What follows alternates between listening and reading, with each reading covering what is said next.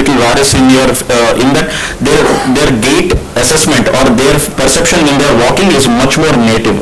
And that's why the take-home message is CPAC is a guide. It is not an ultimate target because we are still trying to understand CPAC alignment. CPAC alignment in Indian knees, you have to understand how to estimate or titrate for bone loss, which is not yet defined. Because as the MPTA changes with increasing bone wear, all the patients get pushed into CPAC type 1, who could have been probably CPAC type 2. But does it really influence outcomes? At this point, I would say it doesn't, but I would always try to maintain the oblique joint line in my patients. So longer term longitudinal follow-up is obviously required to understand how all these factors will influence outcomes. Thank you.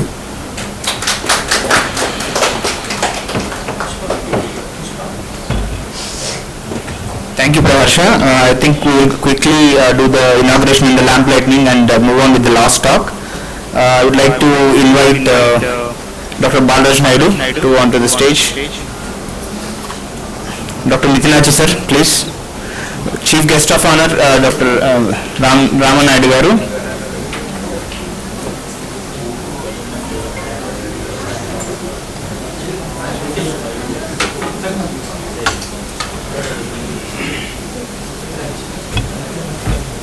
We'll likely invite Dr. Akila sir also to come and do the inauguration.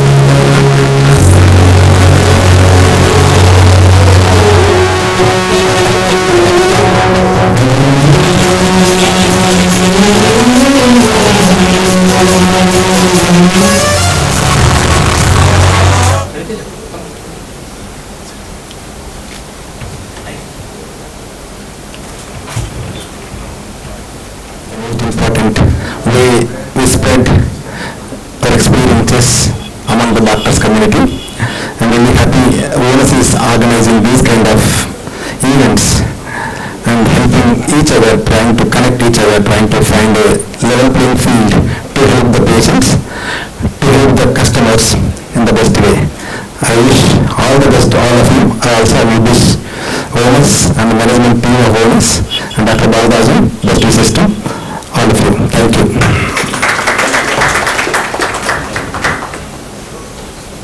We'll just do a 5-minute last talk and then we'll move for lunch.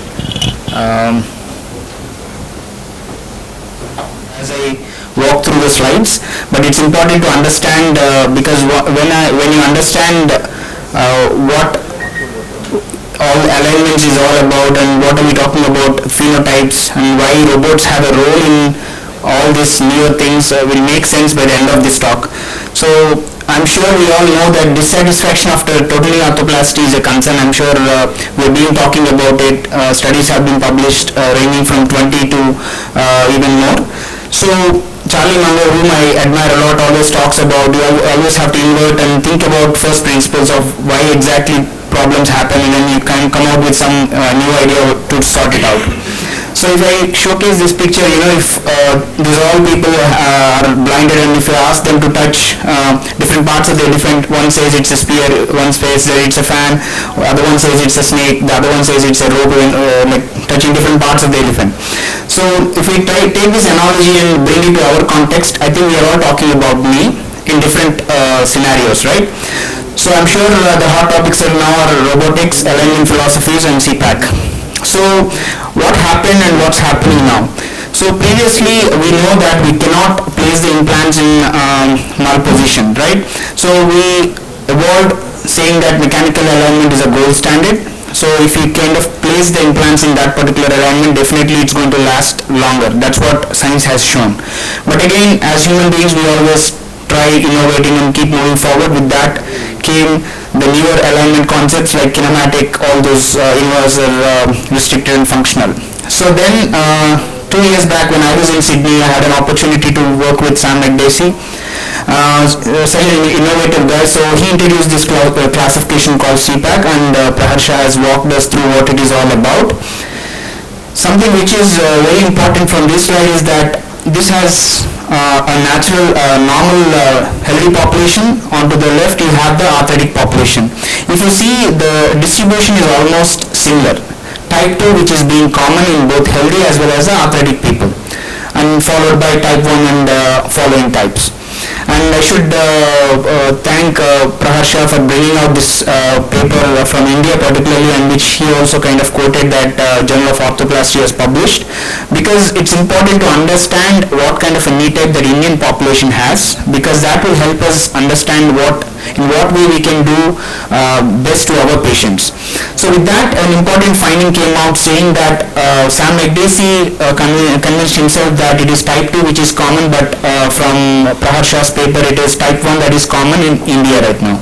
And we are also started collecting the data and started looking at it, and in fact I was talking to him in the morning, and it is more than what we are perceiving it to be. It could be various other reasons why it is, but I think more and more studies comes out from India. I think we understand what is the commonest knee type and what percentage it is in the present context.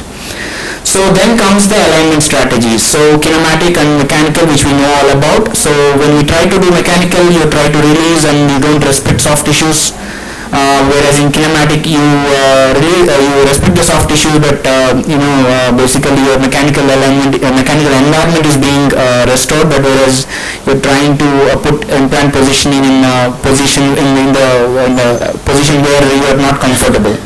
And then functional alignment, wherein you manipulate the implant on both the sides to achieve the balance. So as you presented it, not knees, all knees are the same.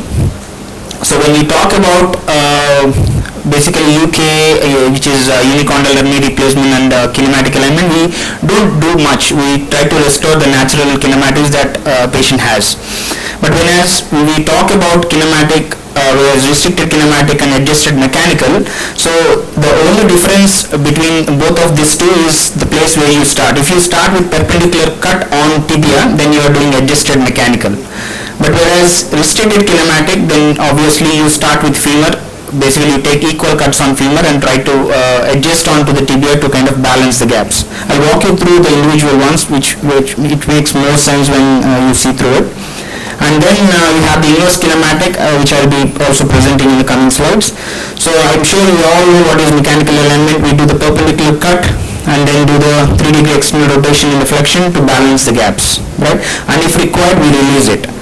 So this is the standard mechanical alignment, which is time tested, and most of the surgeons follow across the world. And then Stephen Howell published his data on kinematic alignment, and now more and more people started doing this, in which you resurface the femur. You start with equal cuts on the femur and then accommodate the tibia of whatever it takes. It can be 3-degree varus, it can be 4-degree varus, it can go up till 10. But it is a bit scary to put our tibial plate in varus of 10 degrees. But his studies, which he has published, the long-term data, wherein the survivorship and the revision rates are the same with the mechanical alignment. And then came the restricted kinematic alignment, wherein surgeons have said that no, we can't put our implants in that position. So we will define our boundaries. We will not go beyond 3 to 5 degrees of varus on tibia, and we will not change our femoral valgus and varus beyond 3 degrees, but we will try to kind of achieve the overall alignment within 3 to 5 degrees. So that's where the restricted kinematic comes. Basically it's the same kinematic philosophy, wherein you cut the femur with equal cuts on the femur, but again on tibia, when you try to kind of balance it out, you stop somewhere, which in case it is mostly from 3 to 5 degrees, but you release whatever is required, try to balance it. And then comes the inverse kinematics. So basically it's opposite to the kinematic, wherein you start with tibia. You cut equal on tibia to start with, and then femur, let it take its own course. Like you try to kind of manipulate the femur in such a way that the gaps are balanced. But again, you should have a restricted boundary with it. You can't keep on manipulating the femur of whatever it takes so that it will achieve the balance. Again, you have to define your boundaries and then again try to balance it. And then the functional alignment, wherein it can be mechanical standpoint or it can be kinematic standpoint. When I say that in mechanical standpoint, you try to start with perpendicular cut on tibia and then change the femur as it takes, and then also kind of manipulate the tibia. Whereas in mechanical kinematic standpoint, you start with the femur with equal cuts, and then you try to accommodate on both femur and tibia to accommodate to achieve the balancing. So having said that, it's very, very important to understand the role of robotics now. Why I have been talking about all these things on the robotic conference is that these all newer philosophies can only be executed with the technology. You cannot do a restricted kinematic or inverse kinematics or functional alignment with a conventional instrumentation. Stephen Howell has done with caliper technique with his conventional instrumentation, but I think any of that newer philosophies have to be implemented with using a technology for sure. And now again, let's go back to the second slide that I was showing about the elephant and its different perceptions, right? So if you now see the knee as a whole, now knee being in the center, it's an elephant, and now we started with soft tissue releases, all those things with the mechanical alignment, then the morphology, which is CPAC type, native knee type, all those newer things, and then the alignment which we're talking about. So at the end of the day, the point is to give the natural kinematics to the knee so that the patient feels that it is his own knee, so that makes patient feel satisfied. So in order to make the patient satisfied, he has to feel that it is his own knee that was operated even before the surgery. So now let's come back to which alignment is the best. So there's a lot of questions, like some people say that mechanical is standard, and then kinematic followers also believe in saying that kinematic is the way forward, and the other philosophies have their own stories. So I think from McDaisie's paper again, so if you see, this is the most important slide that you have to take home. Say for example, I was talking about type 2 and the type 1 knees, right? Type 2 across the world and type 1 the commonest in India. So if you see here, if I execute a mechanical alignment on a type 1 knee, the likelihood of restoring his knee type is only 15%. So what I'm trying to do when I do a mechanical alignment, I am changing his type 1 knee to type 5 knee, wherein if I kind of do the alignment philosophy of the mechanical alignment, I'm changing this altogether the knee type. So I'm bringing the type 1 knee to type 5 knee. And how much are the outliers? It's nearly 60%. So basically, I'm changing the whole native knee phenotype of the patient. So obviously, the patient is expected not to be happy, right? So that's the reason why most of our patients, not most of the patients, the patient who have complained of dissatisfaction comes from this part of it. Although the dissatisfaction has multifactorial, has got a lot of factors to play, but this is thought to be one of the important factor. So if I apply a kinematic alignment to this patient, to apply type 1 knee, patient having a type 1 knee coming to me and I do a kinematic alignment to him, so the likelihood of restoring his knee type is 100%. So that's why patients who come to us now with robotic technology, we try to implement a restricted kinematic philosophy or a kinematic philosophy. Surgeons definitely feel that they have not released at all, or maybe few releases, and the patients also say that yeah, we are feeling much better, we have recovered better. So the logic which makes us push to understand is that we are restoring the knee type. So that is what it is all about.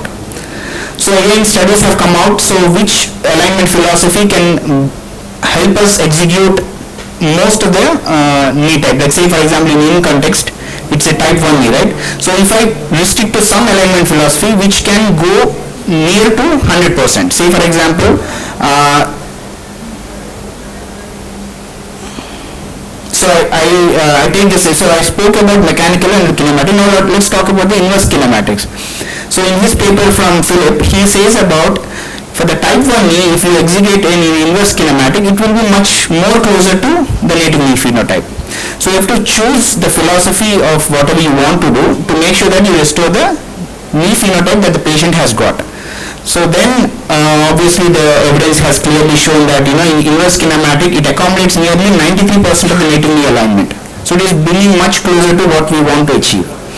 And this Stephen Howell's paper, wherein if you do kinematic approach, it's as equal as the other mechanical thing, and obviously patient satisfaction is much higher in restricted kinematic, and then other papers also confirming the same.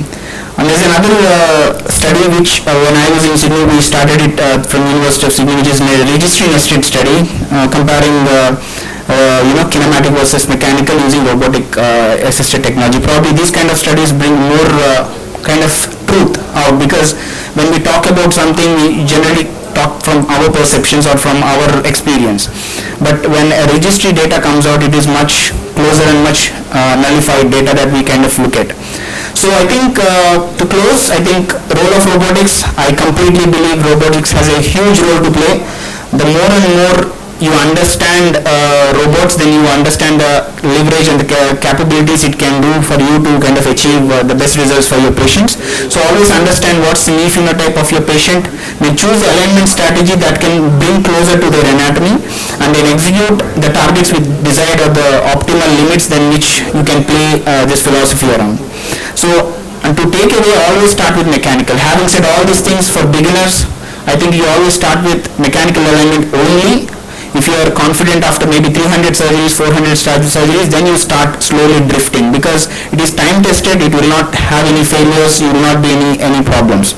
And always look forward to mid to long-term studies to any of these newer philosophies. And also important thing is to understand the implants. So what implants we use are developed for mechanical environment, right? So now we're trying to execute all these newer philosophies with the implants that are developed for mechanical alignment. So we are just talking about coronal plane. We are not discussing about the sagittal plane and the axial plane, which is as equal as, in fact, more important than the coronal plane. So we don't know how it kind of comes out. So patellar mal tracking, patellar issues are also common if you rotate a lot in terms of balancing the implant. So you have to be very cautious when you kind of do any of these philosophies, or if you want to execute any of these philosophies, you have to understand your implants really well.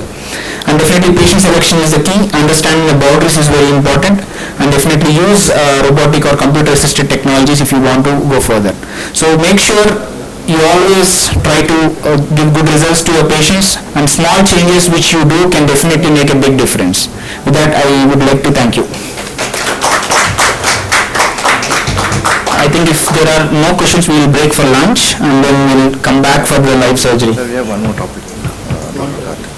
Okay, sorry, one last topic to present. I think Dr. Karthik wants to present on Pixie, augmented reality, and then we move on for lunch.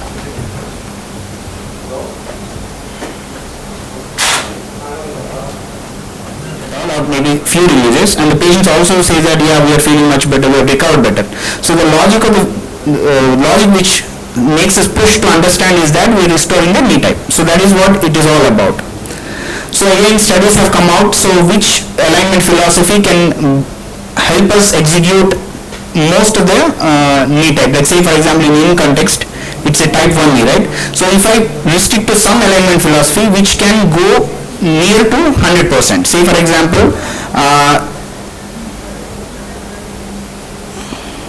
so I take this, so I spoke about mechanical and kinematic. Now let's talk about the inverse kinematics.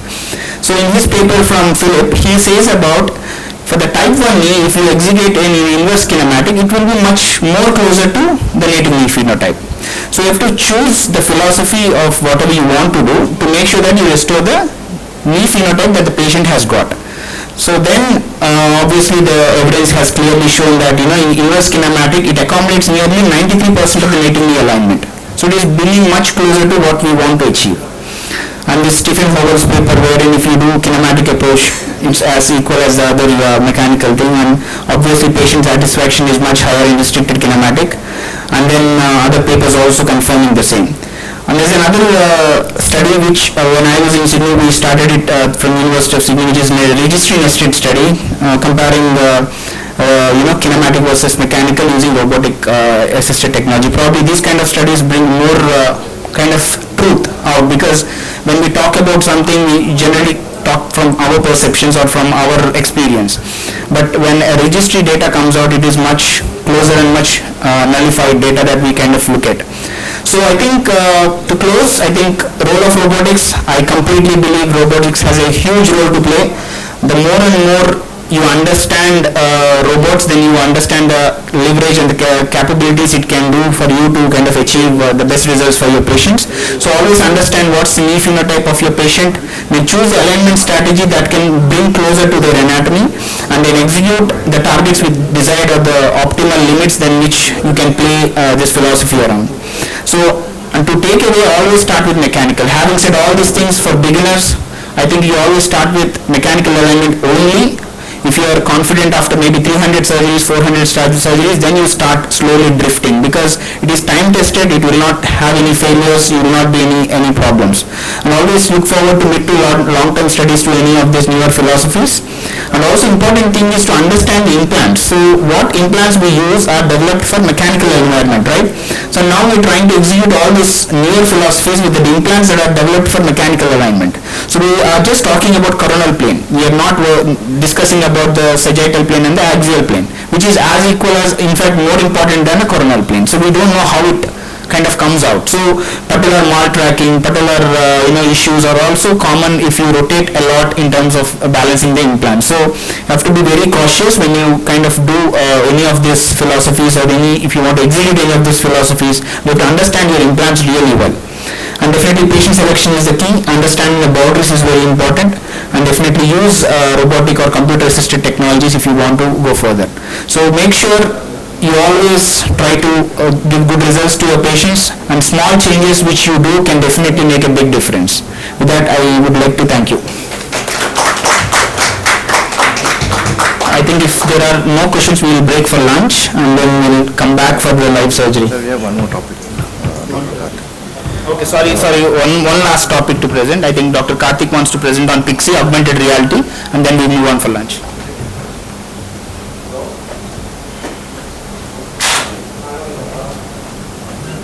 Let's dive into what has made this a reality.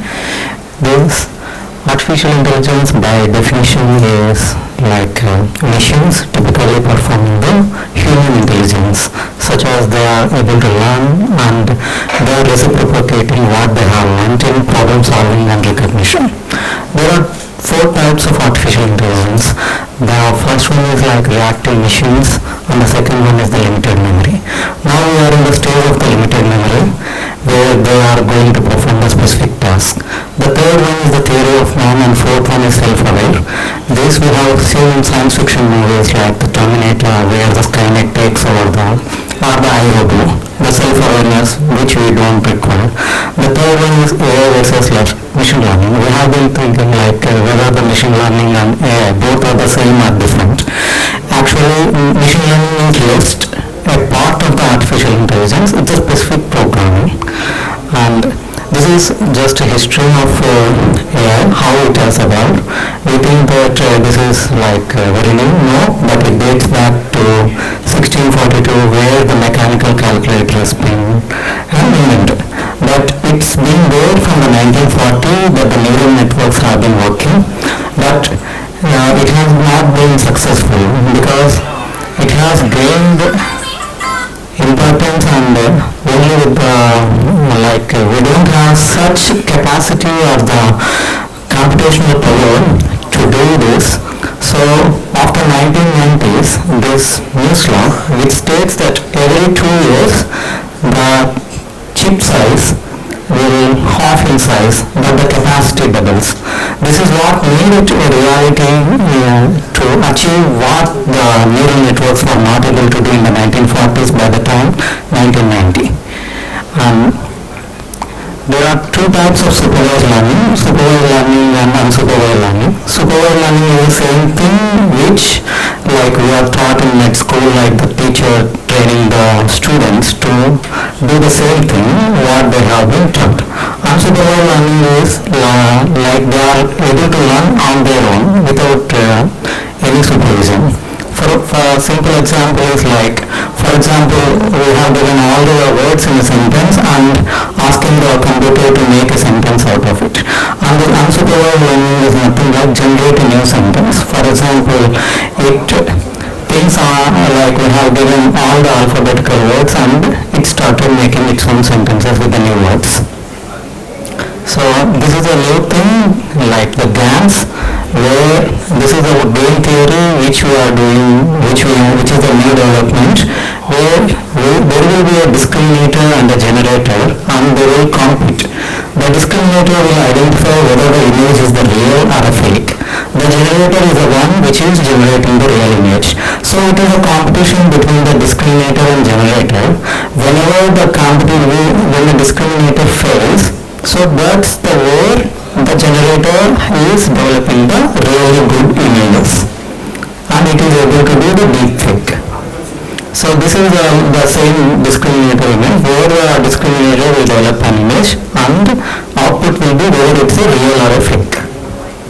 So this is how the neural networks usually look, and these are all the connected layers which are being computated, and this is how we know that the binary computer language is just 0 and 1. So how do we think that the image is being understood by the system is like, for example, this is a letter 9 and it is like a grey color, all the things will be 0.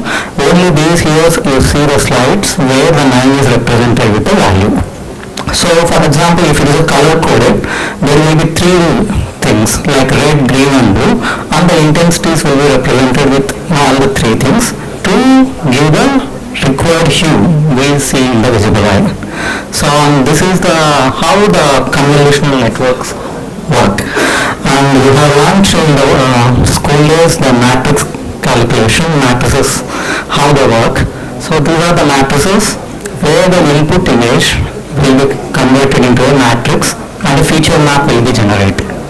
So you will see later how this is being transformed and how the robots will understand this in my next slide.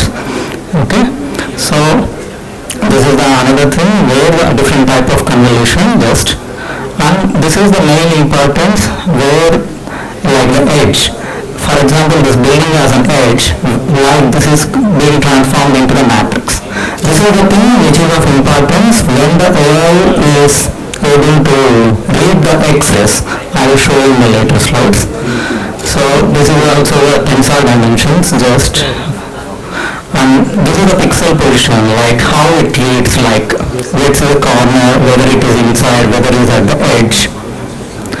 And this is like one of the layers of the max pooling. Based on the input, it will take in the maximum values and creating a lesser computational requirement.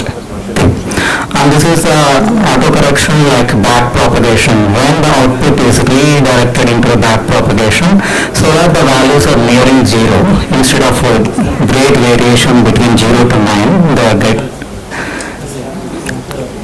This is like how the image gets itself tuned in unsupervised learning is the same matrix will be inverted so that it will learn whether the cat it will be able to recognize whether you show image of a cat like upside down or mirrored image or whenever if it's tail up, tail down, it will be able to recognize because it will be computing it in a different directions.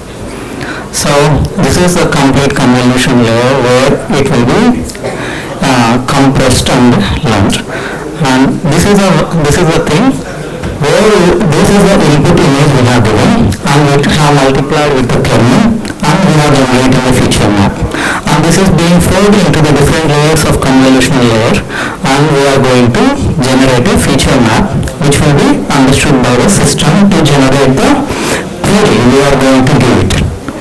And just this is the computational power that is required for a 93 MB image. You can see that 93 MB image is a very basic image.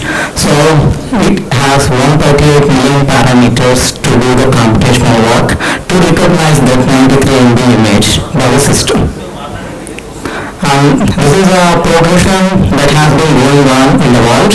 That's the 2012 is the one where the neural networks have been first time nearly approaching the human, like they have 16% error.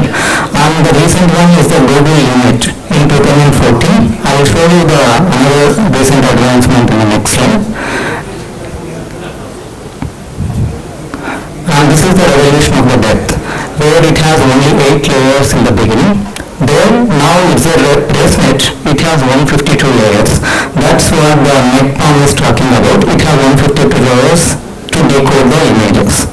And this is a comparison of the different nets compared to the human expert. For example, we are for one radiologist reporting an X-ray.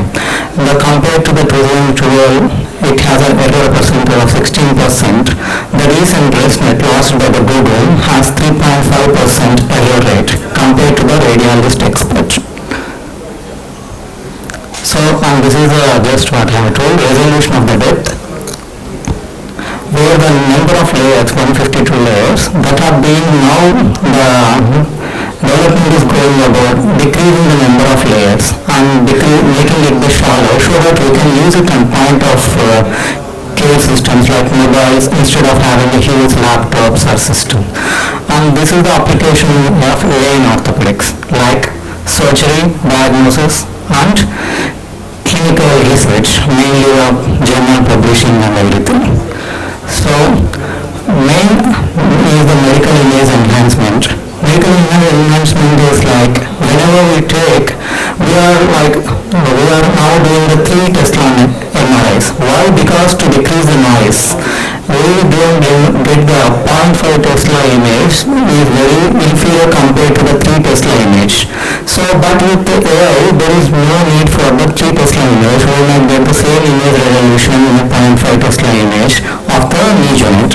Okay, and this is the X-ray taken by like a X-ray machine which is of substandard, but with AI, which is a technique called unshock masking, we can see the X-ray generated, which is of good quality compared to the original image, where we cannot detect the clear fractures or something. Okay, and this is also an example of a CT, which has been resolution, and this is a original MRI where we can see the gray and white matter and the CSF fluid enhanced in the MRI.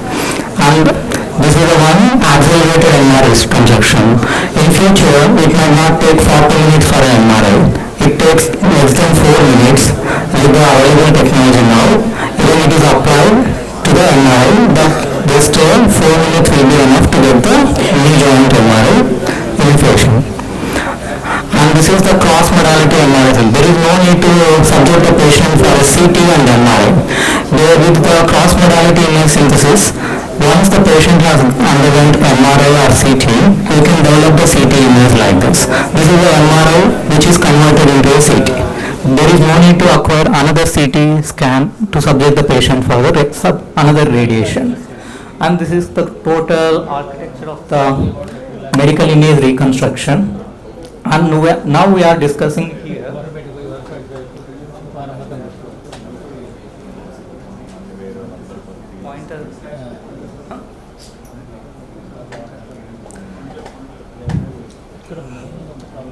okay, we are now at the generation of the radiomics, where the image is being analyzed and reported without the intervention of the radiologist. And this is a thing of interest for the orthopedic surgeon, that is segment AN. We have been talking from the morning about the how the mainly based on the CT based robotic system, where the bone will be segmented. And this is the mask image which we will do, and I will just show you. This is the X-ray where I did the segmentation with the free tools available online from the Facebook, like this segment anything. You can use this thing X-ray, and my area of interest is the first ray. So I have segmented it, and it can be separated like this, and you can 3D print that part from the X-ray. No need to get a CT scan or something for the 3D printing. And this is in the AI in the ultrasound, where the first slides we may not be able to see where the median now is. But if you go down using the available AI algorithms, it is masked as red color. So with real time, the orthopedic surgeon not trained in ultrasound can do, and wherever you place the probe, if your area of interest is radial nerve or ulnar nerve, it will be demonstrated like a mask.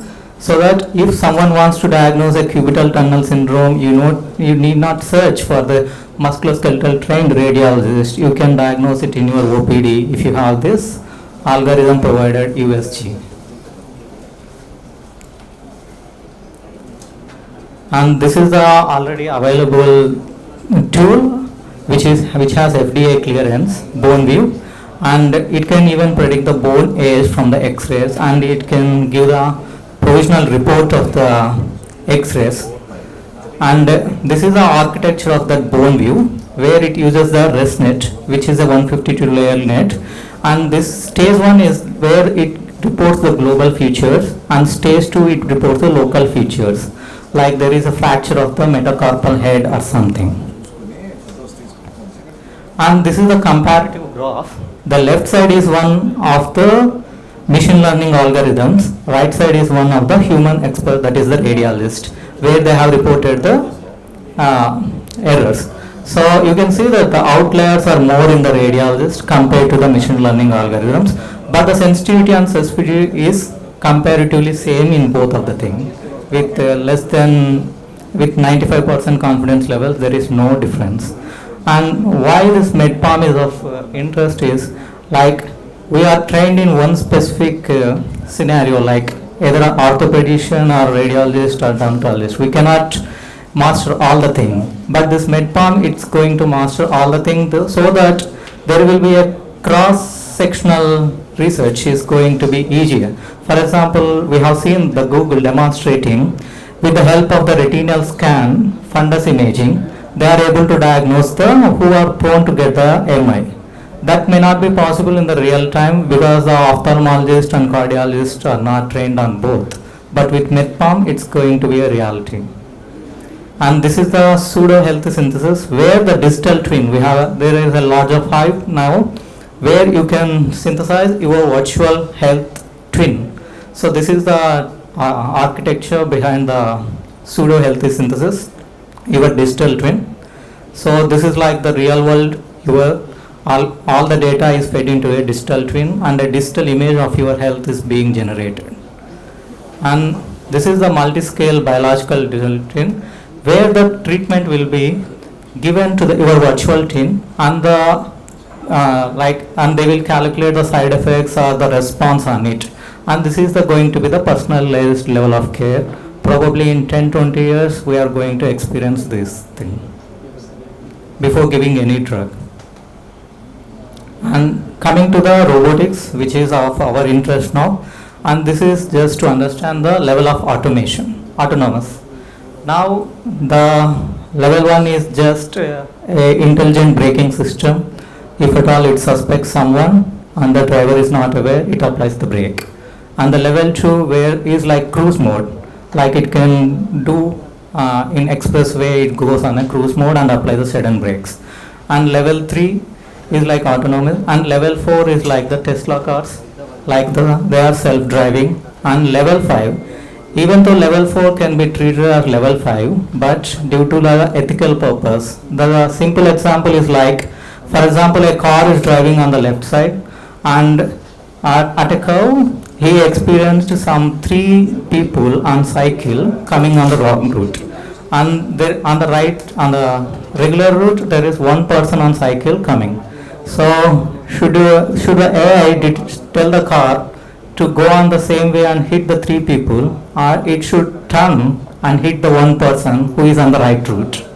So that is the ethical, you see, where this level of automation cannot be done because of the ethical boundaries. So this is the same transformed into the robotics. So we are now in the level 1. Most of the systems which are based on the CT, like the Striker, Mako, or the even the ROSA, which is image generated, if you use the image generator, they are the level 1. And QBIS, it's a level 2, where the surgeon has no role, it's a task autonomy, the bone cuts are completely dependent on the robot. So we don't have level 3 and level 4 now. And level 3 and level 4, there is a demonstration, like there is a palpable probe which has been demonstrated, and it detects, palpates the tumor and resects a tumor. They are only in the research stage, the level 3 and level 4. And this is the technical thing of the level 1, where the surgeon controls the robo and delivers the treatment to the patient. And this is the level 2, where the task is fed by the surgeon to the robo, and the robo performs the specific task, like in QS. And the level 1 is like the macro or ROSA. And this is the future, this is already done in China. This is a specific robot which performs the spinal instrumentation, and it's based on the real-time data. So they have done the remote surgery by coordinating 6 hospitals in China, where the main center is in the Beijing. The surgeries are done in different 5 centers, where the surgeon is in the Beijing, but the operations are done remotely with the help of the 5G network. The 5G networks are provided by this company, and the equipment is done by this company, Tanjiro, and they did the spinal instrumentation and decompression in this.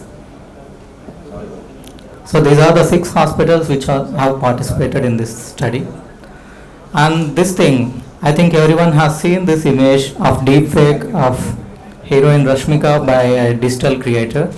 But have you seen this deepfake? This is a deepfake image generator. The first one is the first pass, where there is very mild arthritis. But after 234 cycles, you can see the arthritis that is being generated in the lower image.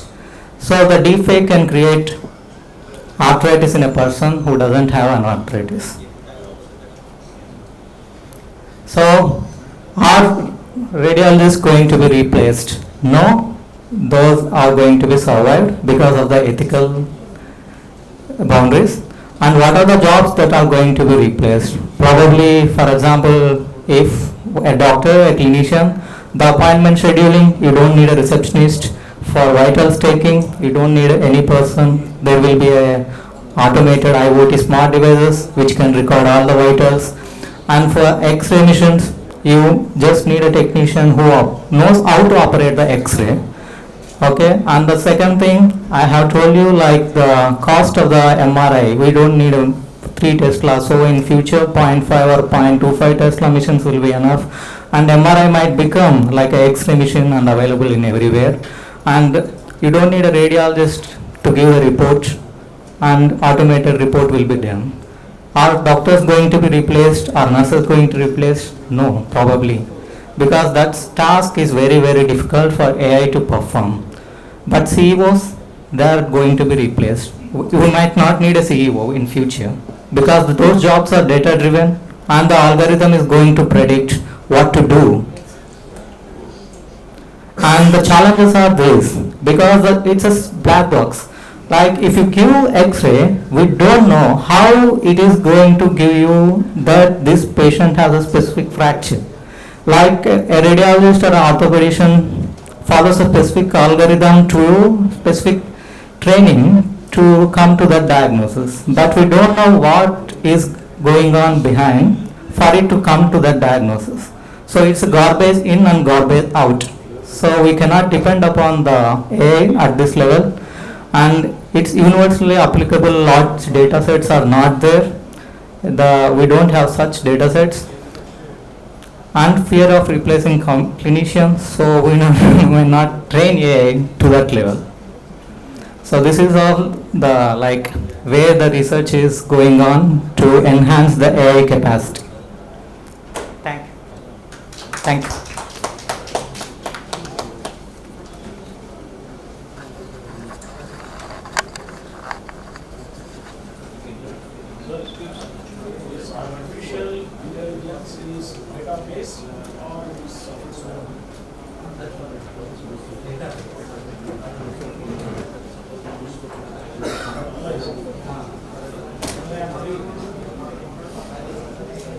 I request Akhil Arora sir, please come onto the dais.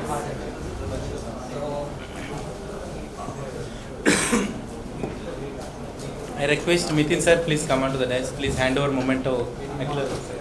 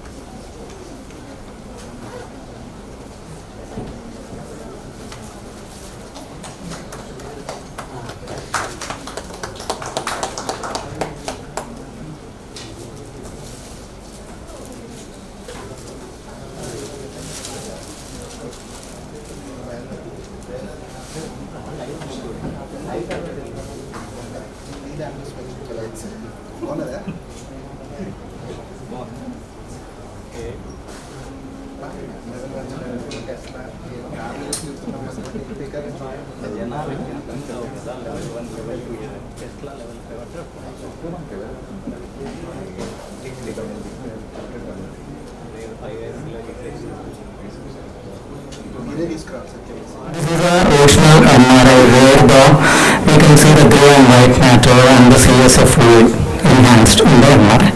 And this is the one accelerated MRI projection.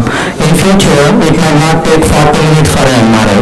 It takes less than 4 minutes with the available technology now. When it is applied to the MRI, this time 4 minutes will be enough to get the knee joint MRI inflation. And this is the cross-modality MRI. There is no need to subject the patient for a CT and MRI. With the cross-modality image synthesis, once the patient has undergone MRI or CT, you can develop the CT image like this. This is the MRI which is converted into a CT. There is no need to acquire another CT scan to subject the patient for another radiation. And this is the total architecture of the medical image reconstruction. And now we are discussing here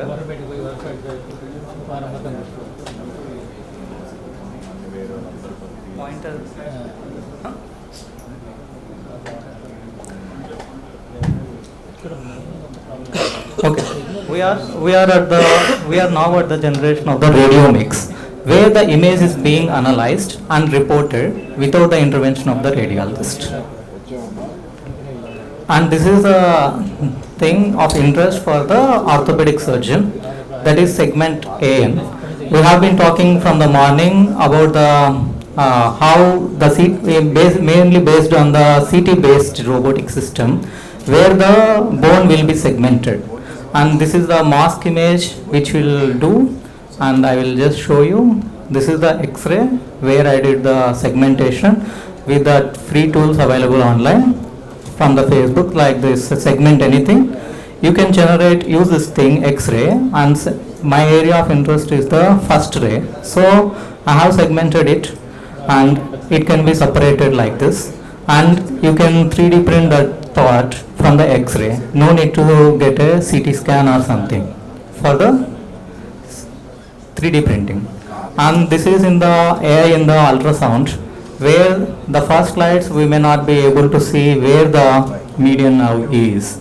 But if you go down using the available AI algorithms, it is masked as red color. So with real time, the orthopedic surgeon not trained in ultrasound can do, and wherever you place the probe, if your area of interest is radial nerve or ulnar nerve, it will be demonstrated like a mask. So that if someone wants to diagnose a cubital tunnel syndrome, you need not search for the musculoskeletal trained radiologist. You can diagnose it in your OPD if you have this algorithm provided USG. And this is the already available tool which has FDA clearance, bone view, and it can even predict the bone age from the X-rays, and it can give the provisional report of the X-rays. And this is the architecture of that bone view, where it uses the ResNet, which is a 152 layer net, and this stage 1 is where it reports the global features, and stage 2 it reports the local features, like there is a fracture of the metacarpal head or something. And this is the comparative graph. The left side is one of the machine learning algorithms, right side is one of the human expert, that is the radiologist, where they have reported the errors. So you can see that the outliers are more in the radiologist compared to the machine learning algorithms, but the sensitivity and specificity is comparatively same in both of the thing. With less than with 95% confidence level, there is no difference. And why this MedPalm is of interest is like we are trained in one specific scenario, like either an orthopedician or radiologist or dermatologist. We cannot master all the thing, but this MedPalm it's going to master all the thing so that there will be a cross-sectional research is going to be easier. For example, we have seen the Google demonstrating with the help of the retinal scan, fundus imaging, they are able to diagnose the who are prone to get the MI. That may not be possible in the real time because the ophthalmologist and cardiologist are not trained on both. But with MedPalm, it's going to be a reality. And this is the pseudo health synthesis where the digital twin, there is a larger hype now where you can synthesize your virtual health twin. So this is the architecture behind the pseudo health synthesis, your digital twin. So this is like the real world, all the data is fed into a digital twin and a digital image of your health is being generated. And this is the multi-scale biological digital twin where the treatment will be given to your virtual twin and and they will calculate the side effects or the response on it. And this is going to be the personalized level of care. Probably in 10-20 years we are going to experience this thing before giving any drug. And coming to the robotics, which is of our interest now, and this is just to understand the level of autonomous. Now the level 1 is just a intelligent braking system. If at all it suspects someone and the driver is not aware, it applies the brake. And the level 2 where is like cruise mode, like it can do in expressway, it goes on a cruise mode and apply the sudden brakes.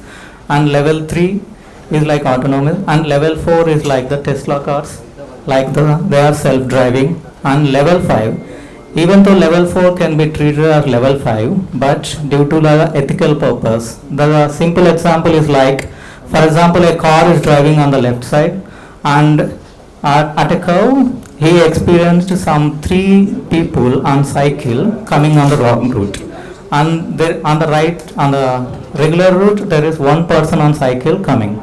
So should the AI tell the car to go on the same way and hit the 3 people, or it should turn and hit the 1 person who is on the right route? So that is the ethical you see, where this level of automation cannot be done because of the ethical boundaries. So this is the same transformed into the robotics. So we are now in the level 1. Most of the system which are based on the CT, like the Striker, Mako, or the even the ROSA, which is image generated. If you use the image generator, they are the level 1. And QS, it's a level 2 where the surgeon has no role. It's a task autonomy. The bone cuts are completely dependent on the robot. So we don't have level 3 and level 4 now. And level 3 and level 4, there is a demonstration, like there is a palpable probe which has been demonstrated, and it palpates the tumor and resects a tumor. They are only in the research stage, the level 3 and level 4. And this is the technical thing of the level 1, where the surgeon controls the robo and delivers the treatment to the patient. And this is the level 2, where the task is fed by the surgeon to the robo and the robo performs the specific task, like in QS. And the level 1 is like the Mako or ROSA. And this is the future, this is already done in China. This is a specific robot which performs the spinal instrumentation, and it's based on the real-time data. So they have done the remote surgery by coordinating 6 hospitals in China, where the main center is in the Beijing. The surgeries are done in different 5 centers, where the surgeon is in the Beijing, but the operations are done remotely with the help of the 5G network. The 5G networks are provided by this company, and the equipment is done by this company, Thai Tanjiro, and they did the spinal instrumentation and decompression in this. So these are the 6 hospitals which have participated in this study.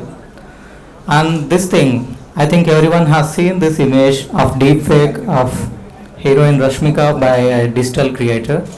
But have you seen this deepfake? This is a deepfake image generator. The first one is the first pass where there is very mild arthritis. But after 234 cycles, you can see the arthritis that is being generated in the lower image. So the deepfake can create arthritis in a person who doesn't have an arthritis. So are radiologists going to be replaced? No, those are going to be survived because of the ethical boundaries. And what are the jobs that are going to be replaced? Probably, for example, if a doctor at appointment scheduling, you don't need a receptionist. For vitals taking, you don't need any person. There will be a automated IoT smart devices which can record all the vitals. And for X-ray missions, you just need a technician who knows how to operate the X-ray. Okay, and the second thing I have told you, like the cost of the MRI, we don't need 3 Tesla. So in future 0.5 or 0.25 Tesla machines will be enough, and MRI might become like a X-ray machine and available in everywhere. And you don't need a radiologist to give a report, and automated report will be done. Are doctors going to be replaced? Are nurses going to be replaced? No, probably, because that task is very, very difficult for AI to perform. But CEOs, they are going to be replaced. You might not need a CEO in future because those jobs are data driven and the algorithm is going to predict what to do. And the challenges are this, because it's a black box. Like if you give X-ray, we don't know how it is going to give you that this patient has a specific fracture. Like a radiologist or an orthopedician follows a specific algorithm to specific training to come to that diagnosis. But we don't know what is going on behind for it to come to that diagnosis. So it's a garbage in and garbage out. So we cannot depend upon the AI at this level, and it's universally applicable. Large data sets are not there. We don't have such data sets, and fear of replacing clinicians, so we may not train AI to that level. So this is all the where the research is going on to enhance the AI capacity. Thank you. Thank you.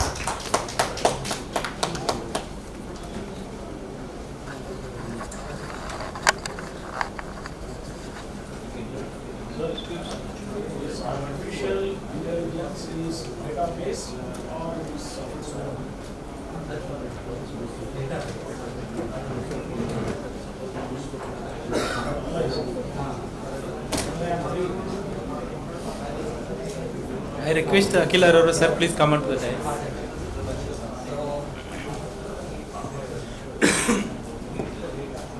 I request Mitin sir, please come onto the dais. Please hand over memento Akhil Arora sir.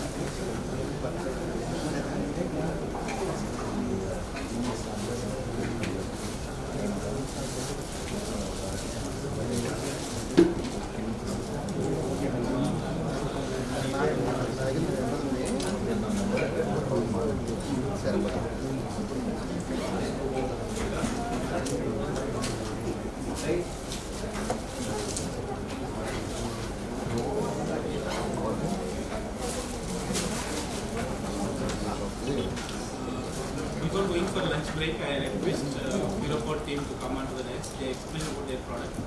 1 minute. And now till now we will be off sessions, and next sessions will be very interactive. Dr. Akila Arero sir from Indore, very experienced surgeon with more than 1500 surgeries, and he'll give a lot of insights about complicated cases. I request everyone to stay away, stay please here. And we are going to have a unicondylar knee replacement surgery and complex knee replacement surgery and one live surgery. Thank you once again. Prabhu, come here. Hello all, I'm Dr. Vinod from LightMed. I'm one of the founders of LightMed. So LightMed is a research-based organization. So we develop non-invasive therapeutics using light. So first we have developed Curopod. Curopod is a non-invasive pain management device which works on the principle of photobiomodulation. Just we need to place this device wherever we have pain, and it illuminates near infrared as well as red light. And we are achieving more than 60% relief in pain post 30 minutes. And in chronic conditions, we are achieving around 60% pain relief in at least six sessions. And post 6 sessions, the customers are very satisfied with the product. And till today, we have more than 80% customer satisfaction with the product. And the subjects who are using Curopod actively have stopped taking painkillers completely. They are able to avoid painkillers. And we also have future pipeline products based on light. We want to make the life of the patient simplified. We want to improve the quality of life of the subject. Please, if anyone didn't try Curopod, please try and give your feedbacks. Thank you. Thank you once again, delegate. We'll break for a 10 minutes lunch break. It's a super fast break. I request please come back. We'll start with a live surgery. Thank you once again. And I intend to put my tibial pins away from my surgical wound, and femoral pins, one of it will be in the wound, the other one will be away. I request Dr. Karthik, Dr. Akil Arora sir, please moderate the session. Dr. Fani. Dr. Karthik and Dr. Akil Arora, is it? Dr. Karthik, Dr. Kali, Sai Fani sir, and Dr. Karthik. Yeah, Sai Fani sir. Okay, fine. Can you all hear me? Yes sir. Okay. Can you show the X-ray sir once?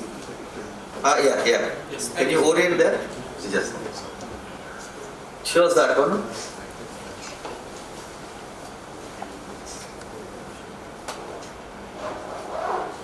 Can you show us this one? This is a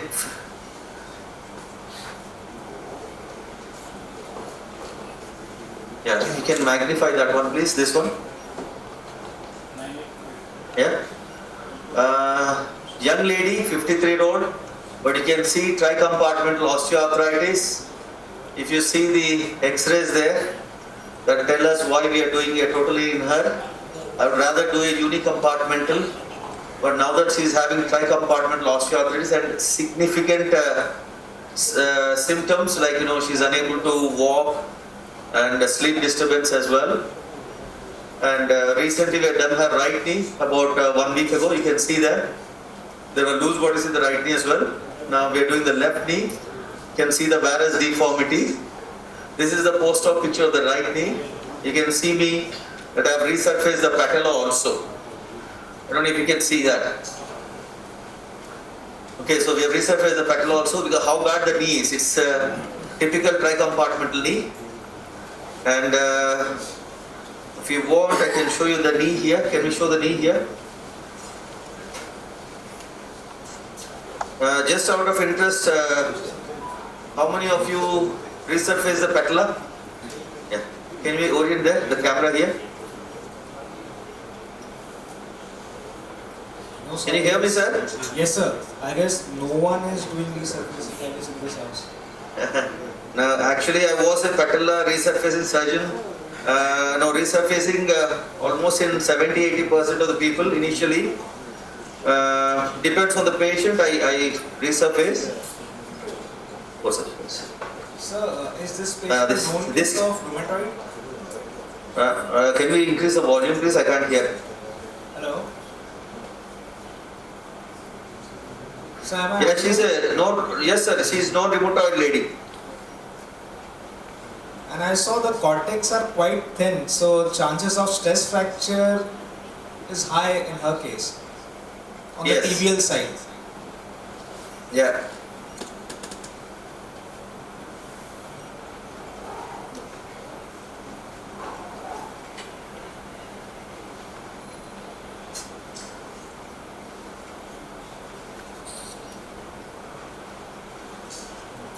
So can you please elaborate how much you are releasing right now? Can we please? What? Sorry. Can you please elaborate how much medial release you are doing right now? No, actually, if you can see, I hardly did any medial release. So this is the medial. We are just taking off the medial meniscus, and I am going to the equator. So we're not doing much release, sir.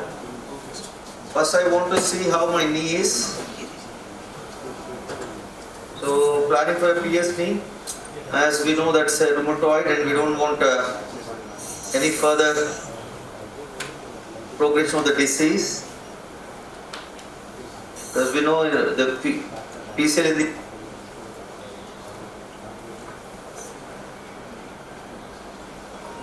so just taking off the anterior aspect. Right, okay, let's get the pin study, please.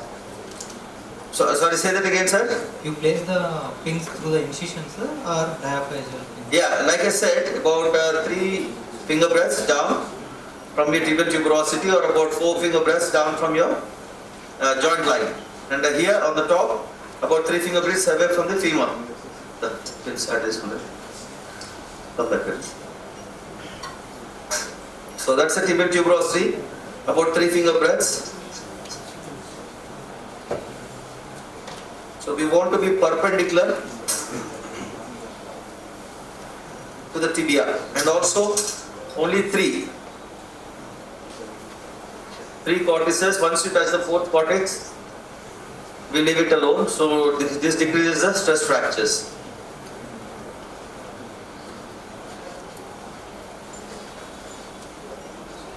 Medial side or lateral side, sir?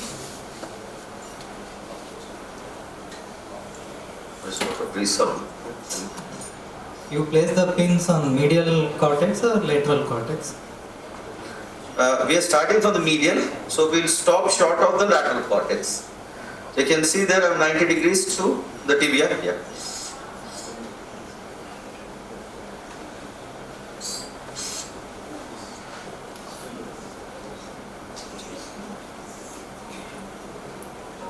Knife, please.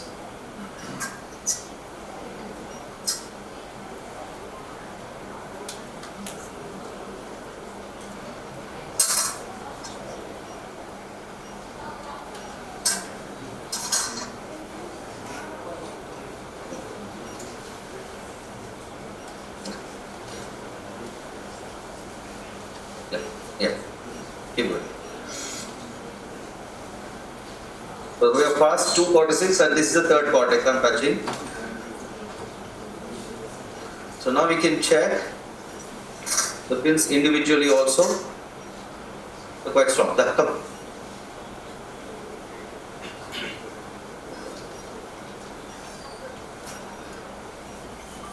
Lag and match, please.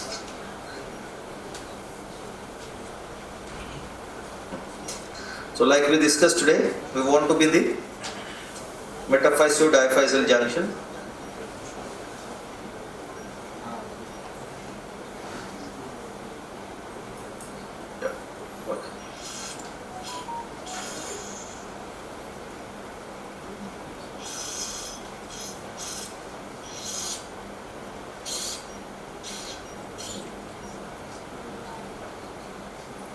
knife please. This is good. I think once again I'll be able to go through this one. Leg and back space. It's here.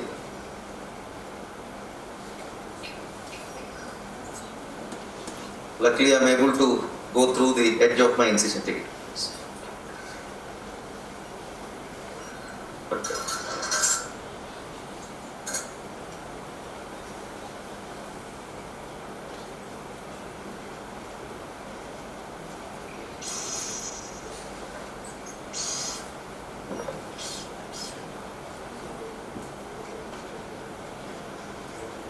Right now you can see that the pins are strong enough.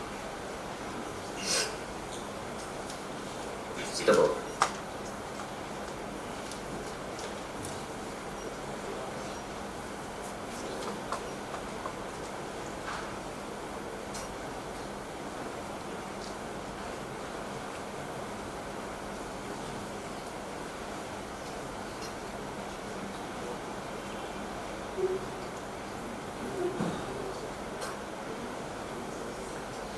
So if you, you are able to see the picture, the robo also, isn't it?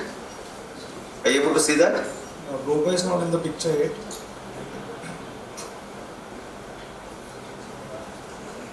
Okay. So once we orient this, the aim is to keep this iris in the center. As we all know, many of us have done navigation as well. You can see two red dots here. There. So that will orient us to the center of the knee. Tighten. Yeah. Okay. So there we can see on the screen that the tibia and the femur near the center.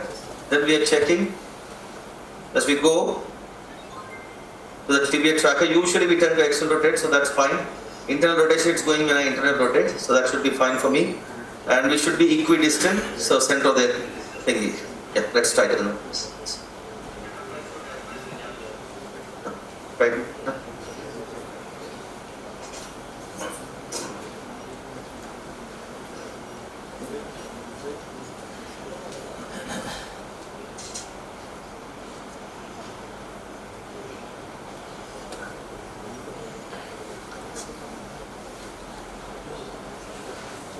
This is, no sir, we are just checking whether the trackers are in upward position, because once we tighten, then that's it. We can't change the position. So we have Dr. Vidyasagar Reddy sir here in our OR, and I'm being assisted by our associate consultant, Dr. Lokesh, and also our fellow, Dr. Darshan. And we have a fantastic team of the nurses, boys, technicians, audio visual, so lots of people in the theatre. A bit scary though.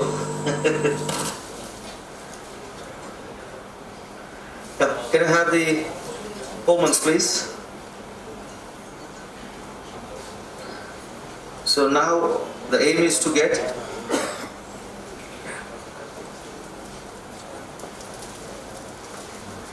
can I have osteotome or nibbler please? We're getting the osteophytes off.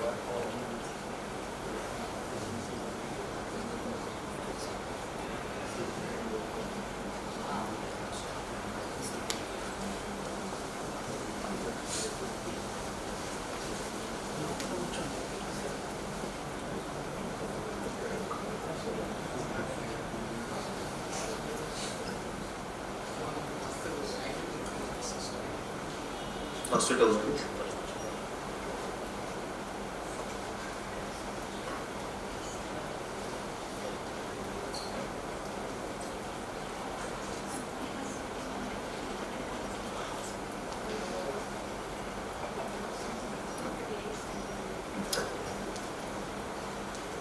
Awesome.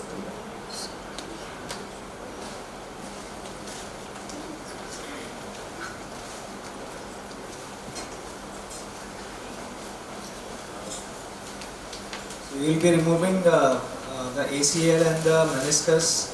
Yes, I'm removing the meniscus right now. I'd already removed the ACL.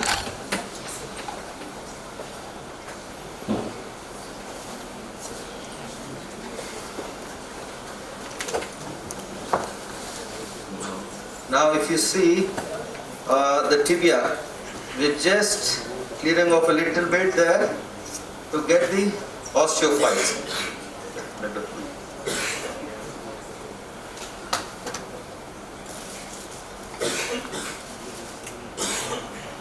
So I'm going up to the equator. Probably I'll take up the rest if required once I've done my cuts.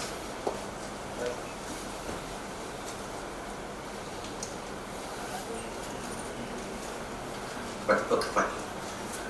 And just out of interest, because most of the times when I try to do the convention and also this one, that would be my white side line. But what I've noted is, interestingly, on the robo, it always tells me I'm about 3 degrees off. Let's see. Okay.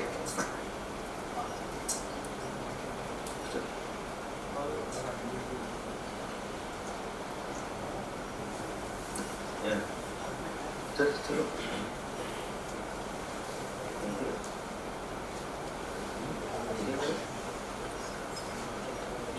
Discussing.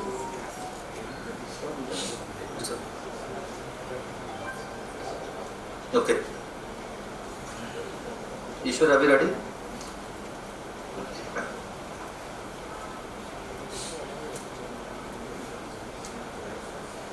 Okay. Checkpoint. We'll put checkpoints.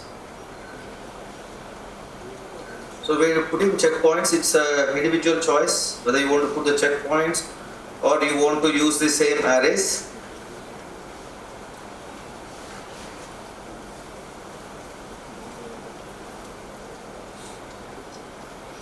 This one, sir, you can use here. But sometimes if that moves, we don't know what's happening. So better to put the checkpoints. At least we know if it's moving. So the major problem once, if it's rheumatoid and significantly osteoporotic.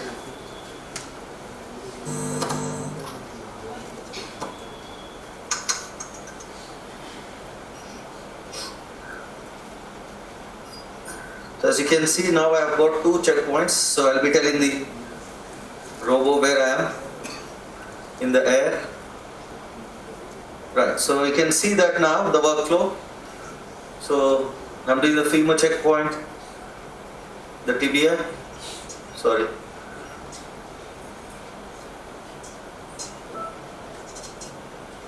Okay.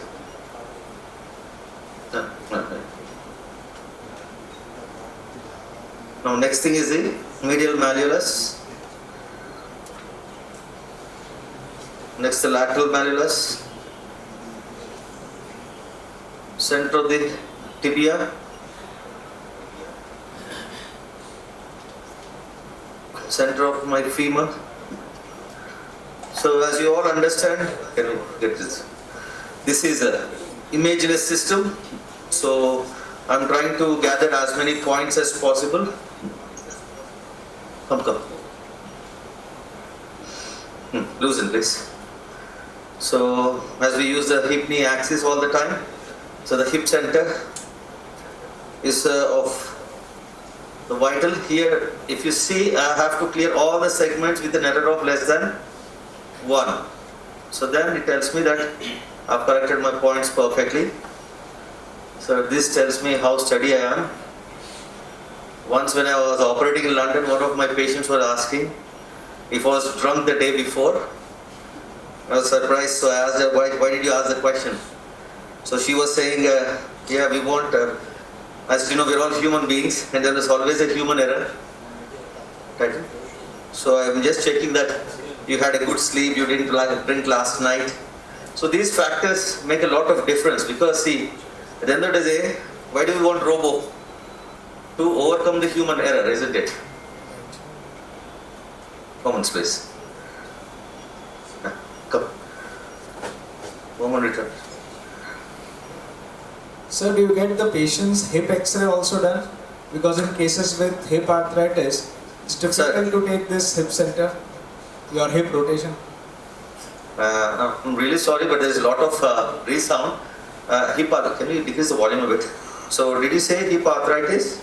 Yeah, means you get the X-ray of hip also done, because in case with a little bit of arthritis of hip, it's very difficult to take this, calculate the hip rotation, what you just did right now. No, actually, if you have seen, I've done, I always do scanogram for all my patients, sir. So initially when I've shown you the X-rays, the first X-ray I've shown you was a scanogram of the hip, knee and the ankle. Right. So all the patients, we do scanogram and then we check the angles. We do all the homework on the computer there in my office, because we want to replicate almost natural knee as much as possible. So always my knee replacements will have hip X-rays and also spine definitely. I know we all talk about one joint above and below, but always do the spine also, just to be on the safe side. So here I am collecting as many points as possible on the medial.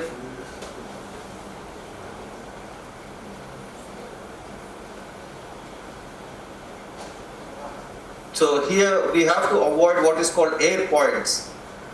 So I'm holding with my both the hands to be more steady. So posterior aspect of the femur, and then we are coming on to the lateral.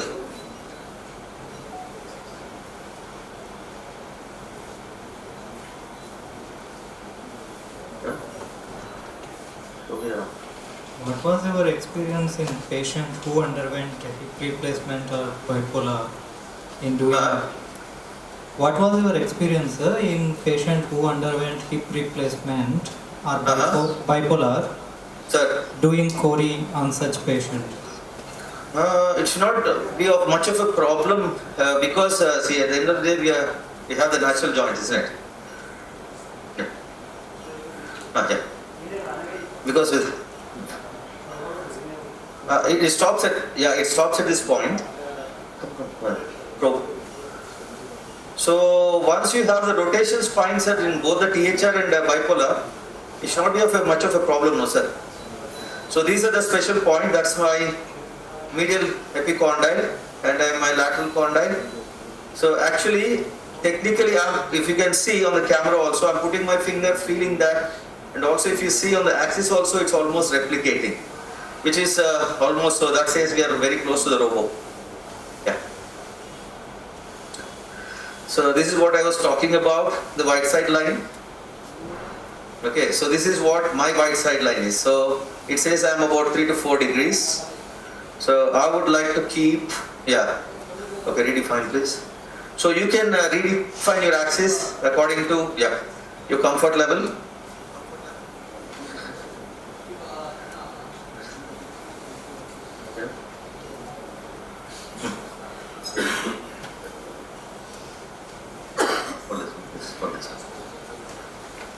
So it will give you a little bit of room. I'm taking off my PCL now to subluxate the tibia. It will make my work much more easier. Closer please.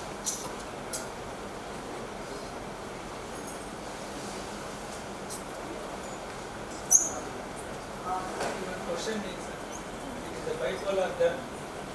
It is not done by You be ready with the next step. may not be Otherwise at the they will board.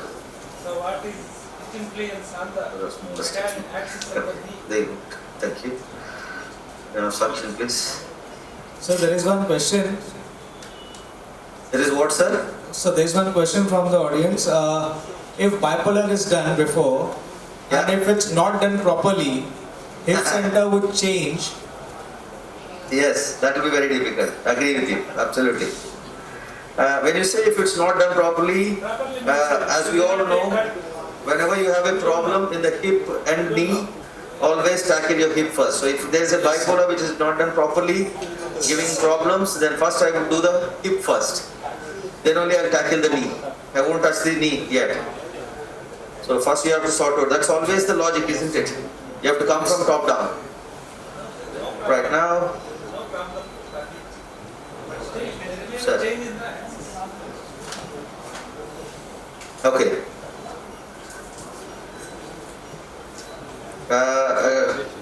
Dr. Vijay Sagar sir is here. He is asking, in difficult scenarios where we can't completely subluxate the tibia, he will cut the femur, distal femur first, and then it will be easier for him to show the tibia. Agree with him, but in these scenarios, ligament release, mainly the PCL, ACL, complete release, I didn't get any problem till now. So hopefully not. Mainly the tight knees. The one I was describing this morning about a patient I've done a week ago, where I had to do tibial reduction osteotomy. That's where I had to struggle. But eventually, it wasn't difficult. So what we can do is we can mark up to partially the tibia, and then we can come back to that.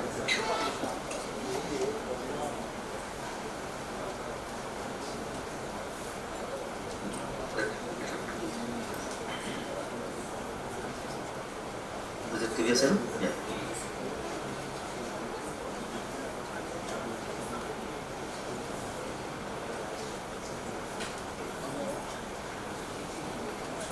So here you can, it is telling me how much I am marking, if that's enough.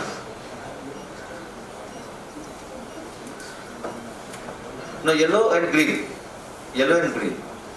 Yeah. Can I have this one please?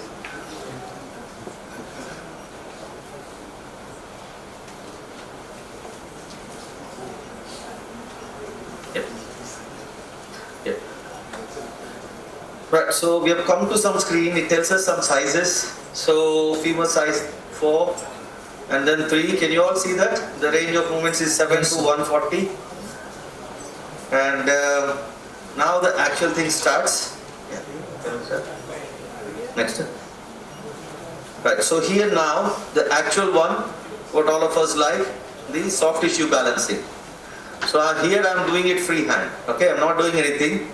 You can see my medial is very, very tight. Now the next one what I am doing is I am putting a stressor here and then stressing the medial side. Now let us see how it changes. So this tells the computer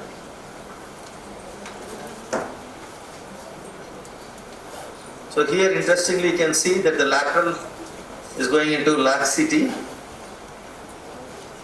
but the tightness on the tibia still stays the same. Again on this, so there's opening some up problem more. with the visual. Sorry? There's some problem with the visuals. Yeah. Now we can see. Can you see? Yes. Sir. Okay. So what I have done is I have used a stressor, and if you have missed the point, so initially we collect regular range of movements, then we use the stressor on both sides, medial and lateral compartment. Now this is the graph we have got. So this is what I have now.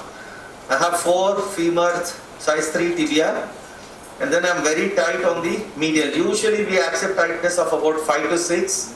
Can you zoom in the graph please? Yeah. So if you see, there, no, they are getting the feed from there, no? So you can all see the screen there, no? Can we show the screen better? Can you see the bottom half? Yes, sir. Bottom half or the colors downstairs? Yes. Green, orange. No. That screen, they're only getting half of the screen. The bottom, can you see the orange and purple? Yeah, orange and purple we can see. The graph we can see. Okay, fantastic. Fine. So here now, this is the main area of your planning.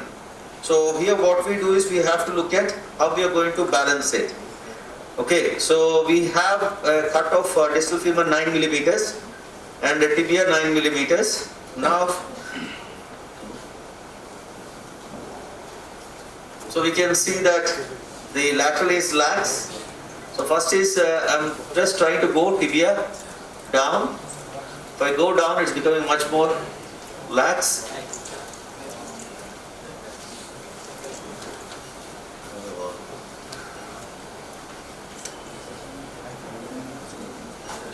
Then I'm doing the rotation. So lax.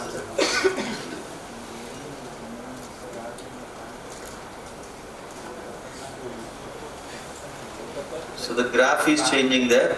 Now I have to be wary of my notching. So 2 notches are allowed. You can see that the red dot is gone now. Right, sir. So 1, 2. 2 notches are fine.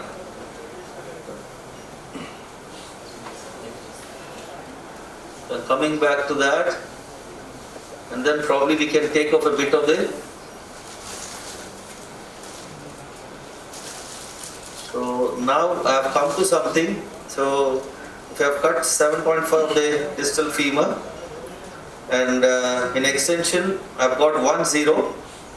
That is the lateral femur. So now I have to see the inflection. Inflection I am still lax.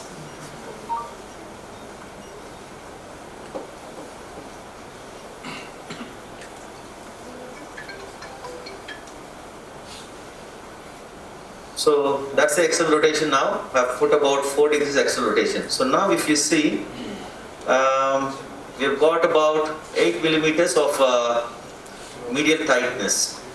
So again I am checking the notch.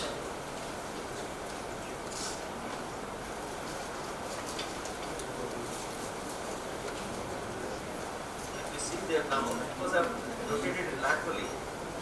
So the notching is there for up to 4 clicks. 2 to 3 clicks are okay. That's 3 of them.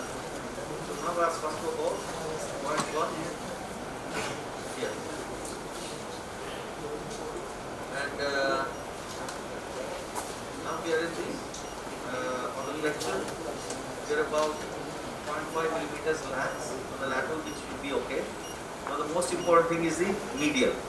If you see, I am very tight on the medial. This is when I want to do the release. Sir, if you can keep tibia and little bit of varus. Sorry, sir. If you can Yes. keep tibia and little bit of varus, if you correct both flexion and extension. Like I said, about 5 to 6 millimeters is acceptable. Now, if you see, there is about 8. We can put the femur and we can accept up to 5 degrees of varus.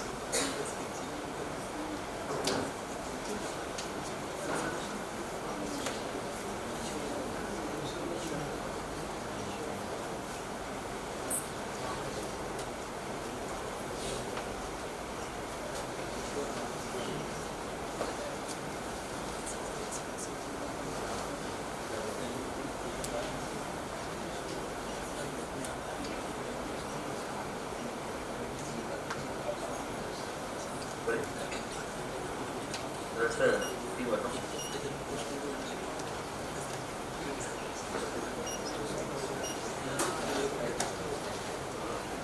So now we have to decide video. Yes.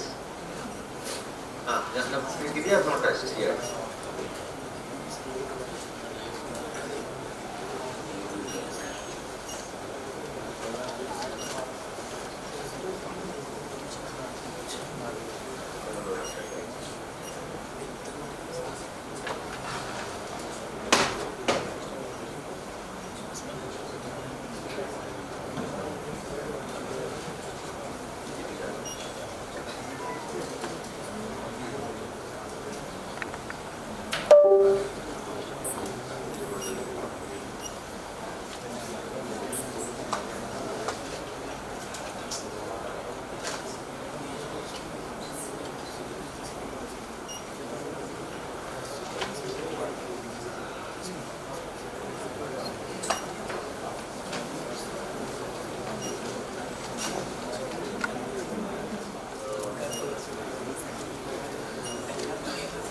So if you look at the screen now, we've Yes, got a sir. millimeters on the medial and 0.3 and 0.8 on the lateral. So 0.8 laxity on the flexion, which should be okay. Now again, don't just trust the robo on your own. You always want to check the sizes. So I want to make sure that the choice of my implant is accurate, and we are not going to oversize it, so we don't want to accept any overhand. So there are some negotiable and some non-negotiable terms. So 4 is okay there. I have no more space. So can you just hide the implant and show all of us how much notching is going on? Do you want me to show you the implant on top? I mean, can you hide the implant and then show us how much notching is there? Yeah. You want to see a 2D view? Yes, sir. Yeah. Can you see that? You can also see a 2D view. See if there is overhang. You can look at the tibia and also the femur. You are making sure that we are in the center.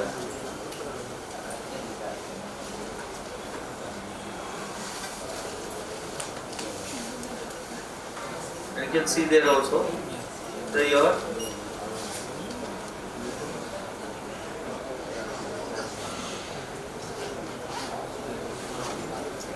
Okay.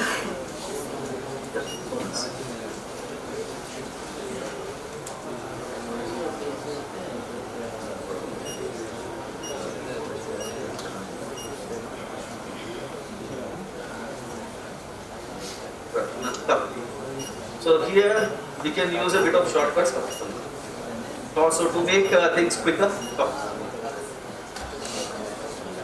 We can just cut off a bit of the sclerotic bone, so that will give you, because it's a burr-based system.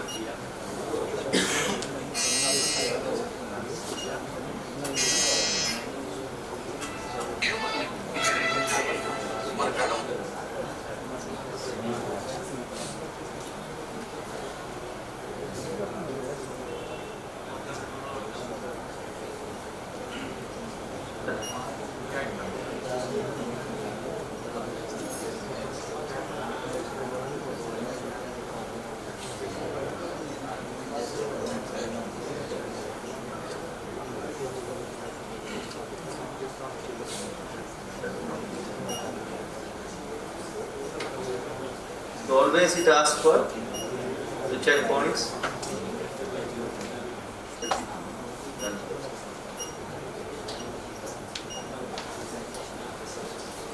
So this is can you go back to the height. So this is our master plan. As you can see, how much of external rotation varus we are in, and also how tight we are. So this is our master plan.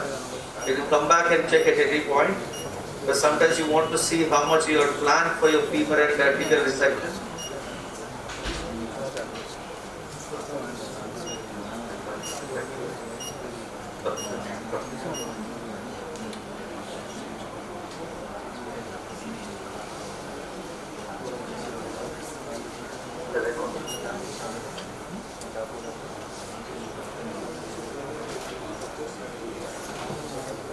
Check the birth, please.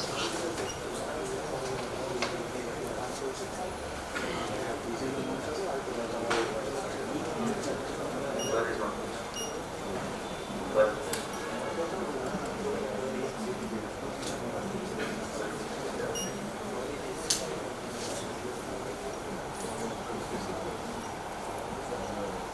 Take the birth, please. It's not coming.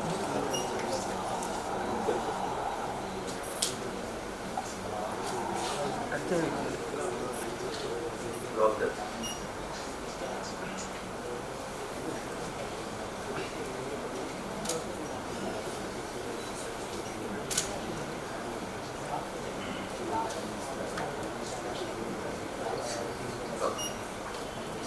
So few minutes of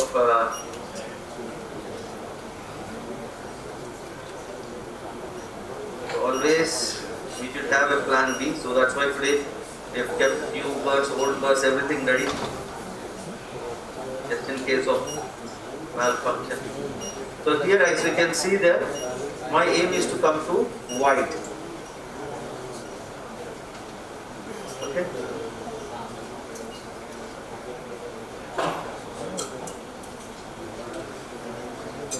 So a bit of red is okay. So each color denominates. So if you're on blue, you're 2 millimeters. Green is 1 millimeters.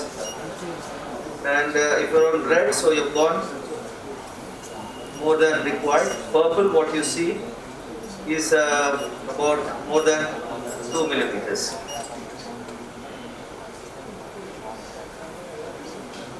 Right, so we're just getting this small peg holes.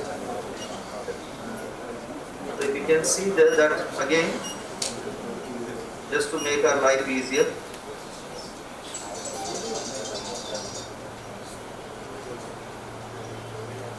So this is to get my 3-in-1 jig so that I can decrease the time of my surgery. So here, if you can see there, all of you, I've made some small peg holes there to put in my 3-in-1 jig.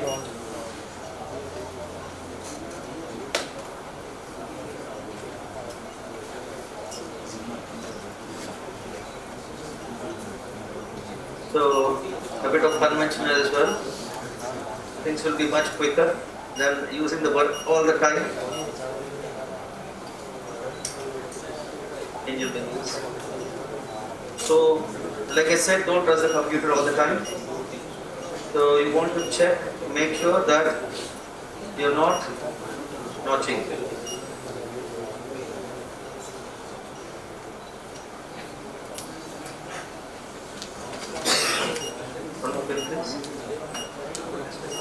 Do all the cases conventional only, sir? Femur preparation or for this case?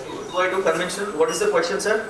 Like after distal cut, the remaining cuts are conventional only or through burr only will be prepared? Can you be a bit louder? Can you increase the volume a bit, please? Right. You do conventional, the remaining cuts after the distal cut? No, sir. Once I do this, I'm going to refine. This is to just cut down my butt time. Because you have this continuous cutting. Just to remove the sclerotic bone. Yeah.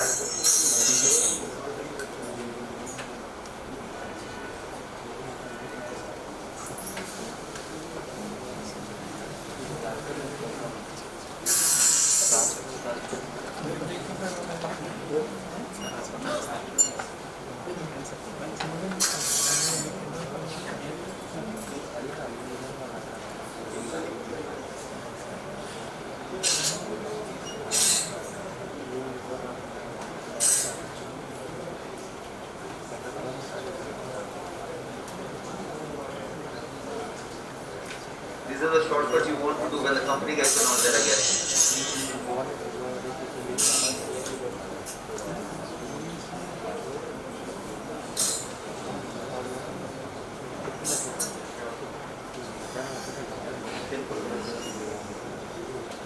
So now that we have made some basic cuts, see, this is what is our conventional. Okay, so let us see how we are matching up with the robo. Now most of us being senior doing the thousands of surgeries, sometimes we feel that we have done enough, we are good enough. But the navigation actually opened my eyes. When I did my first navigation, I was very shocked how much away I was. So that's what actually with the robo, to go for robo, because at the end of the day, you're all human beings. So you want to be perfect. What's it on for me, please? So it shows the anterior cut. Anterior? Yeah. Please get the camera here, please. Here. Can you see my finger? Okay, show the finger there. Turn it down. Can you see my fingertip? Yeah? No. Actually, why don't you get the camera? They want to see it. You want to see the notching and all, sir?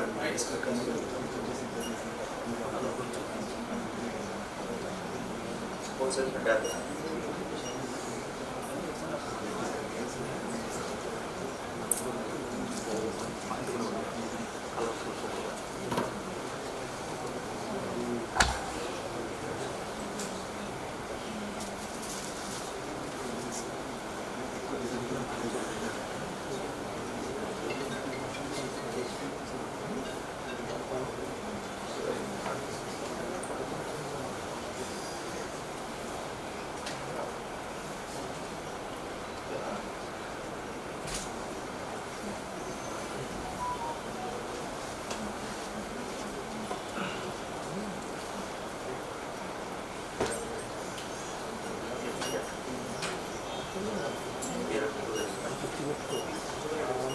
I'm reviewing all the osteophytes, the meniscus, everything.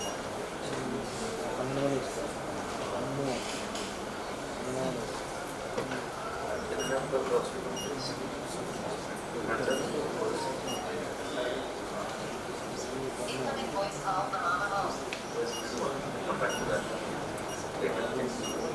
Come. Will we define please now? Okay, so now I'm coming back to the robo. Now that I've done my regular conventional jig, let us see how much I have. See there. Can you all see there? Some points I'm really good. Went down to the white. But here, some areas here, actually you can see, that's your grand piano side. So nicely sitting still. I'm about a couple of millimeters away. So that's why sometimes when we are trying to put the implant also, the femoral processes, you find it very tight, they're going into flexion. So here they have gone into red, so that means I've made a bit of more cut than required.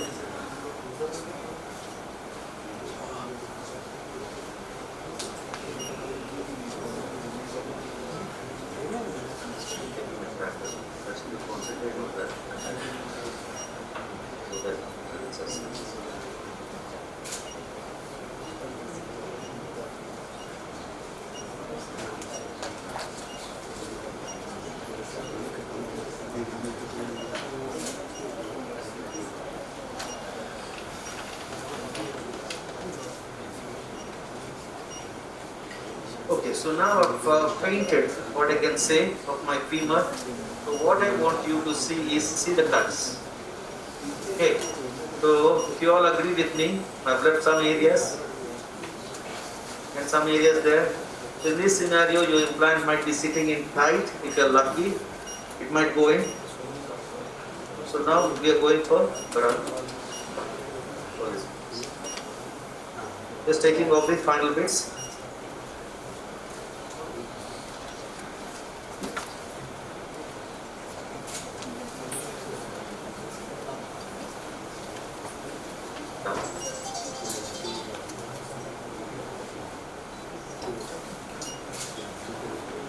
It's always fun for the person doing. I know it's like arthroscopy boring.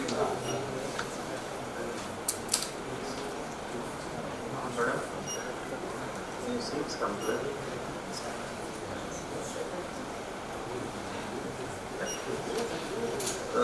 This is like scopy, isn't it? It's fun for the person who is doing because they are doing something active. So what about cramps in your hand when you are dealing with the sclerotic bone? What about? Cramps in your hand, your fingers get tired. Getting cramps. That's why I've developed a nice team, sir. I mean, frankly speaking, once you've done all this, you left everything for QBs to work.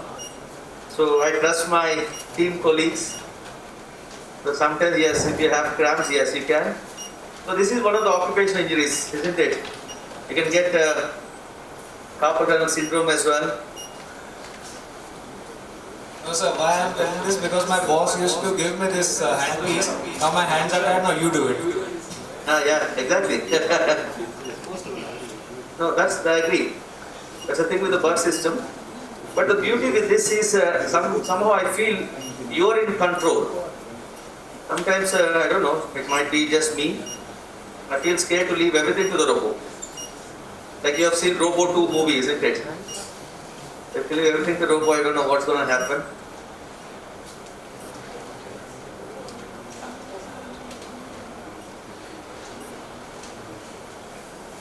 Always, sir. I've always done the jig. And you have seen actually my jig, everything we have planned so well.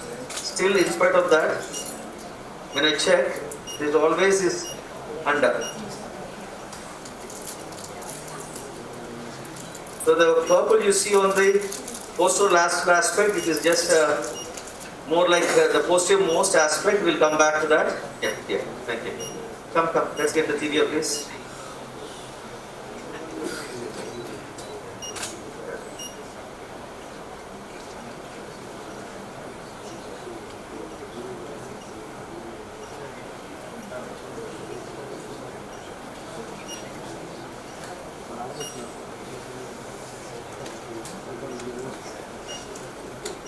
So I'm just trimming off the edges, if you can see, just to show my osteophytes.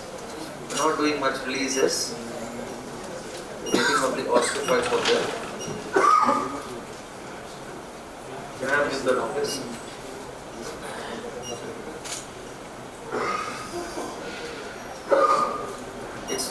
You can go back to that also, sir. You can go back to, once you have done all the releases, you can go back to 0.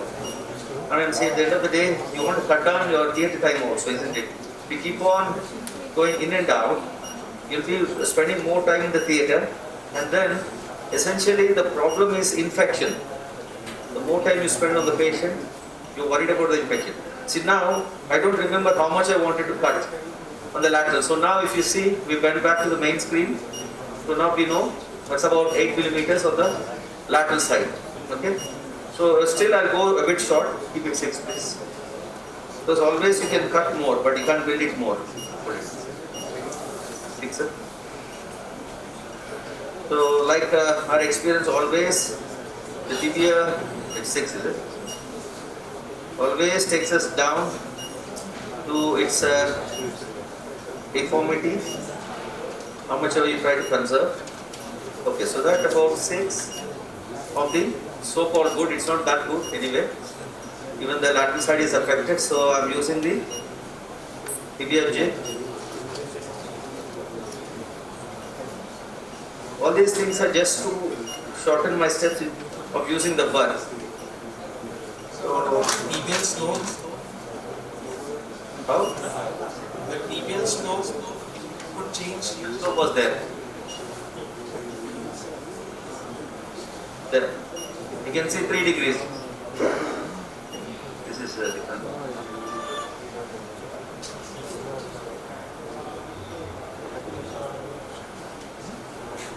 No. So that's going like cheese.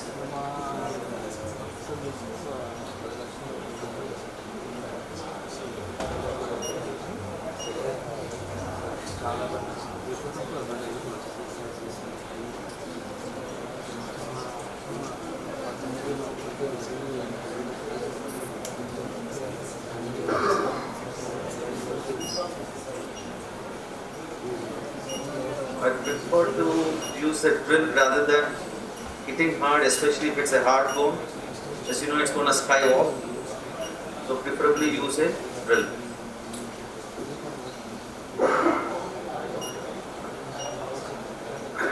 Can I have the salt piece with the medium go to the center, please?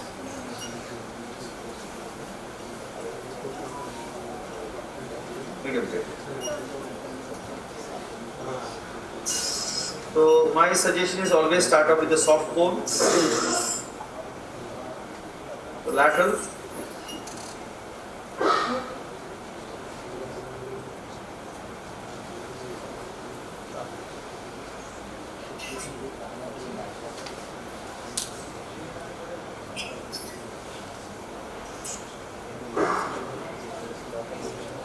full of this.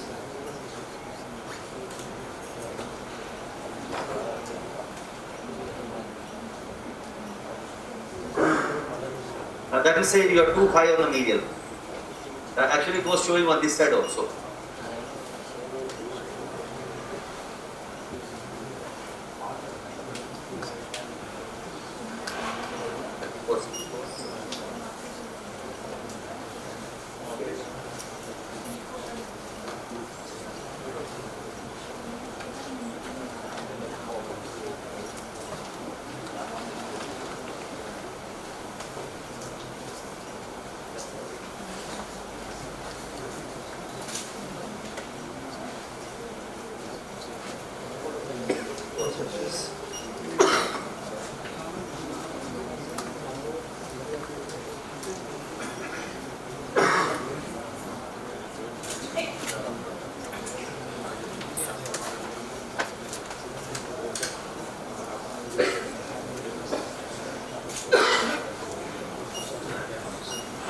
Always make sure you clear the lateralmost aspect also, because sometimes you leave it all amount of bone can push your implant medially. Right now, so we have come to a meaningful tibia. What is it? What is tibia word? So again, I've done a bit of this section, not complete, so I'm doing what is called defining my tibia. I'm just telling the the robo how much I've done. From there it takes over. Small step, but much easier. Okay, now, Barav.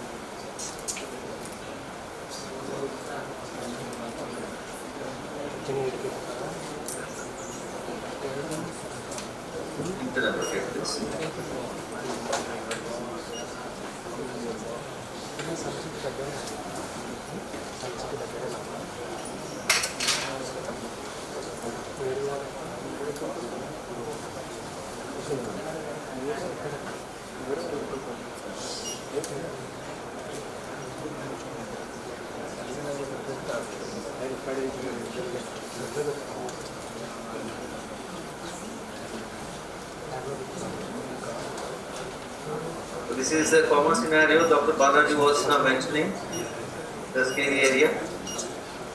But please, you are in your control.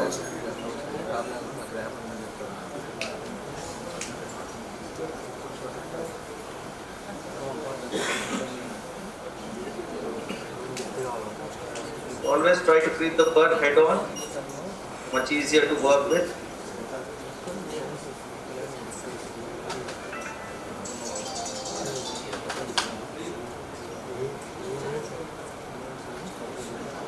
I have the dash please.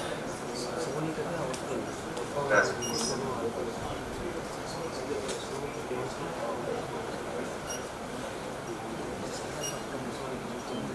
See, now you can see the surface, we're almost done. So just trying to smoothen it.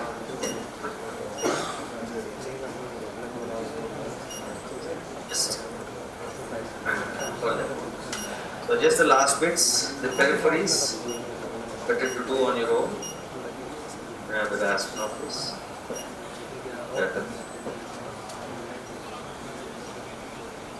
Last bit of purple that you have seen, just doing off with my rasp.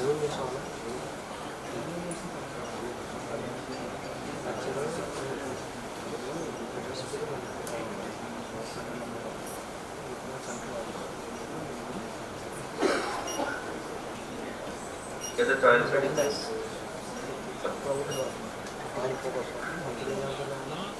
Okay. Can I have a forceps and dilator?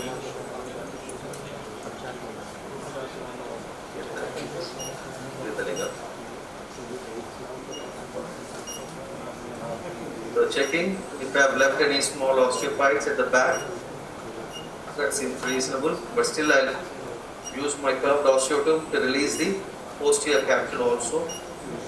Because you know she has got a flexion deformity as well, forceps and dilator.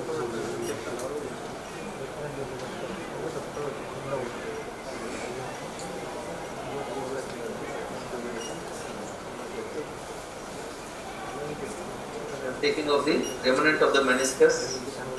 It's always wiser not to repeat the steps, so you can take off at this stage. This is when we are going for the tiling. So taking care of the popliteus.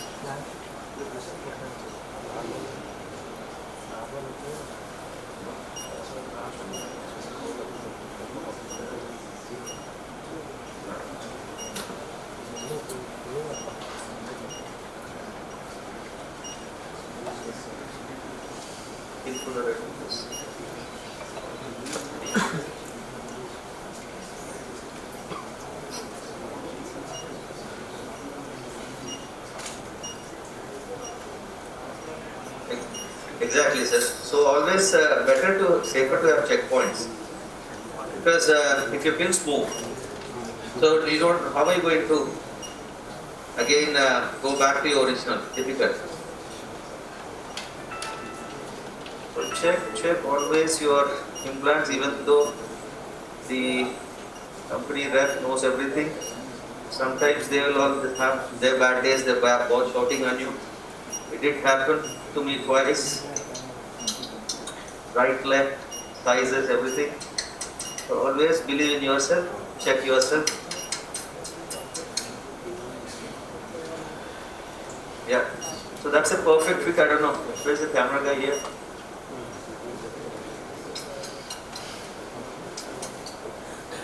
Yeah. So that's perfect size, both medial lateral and anteroposterior.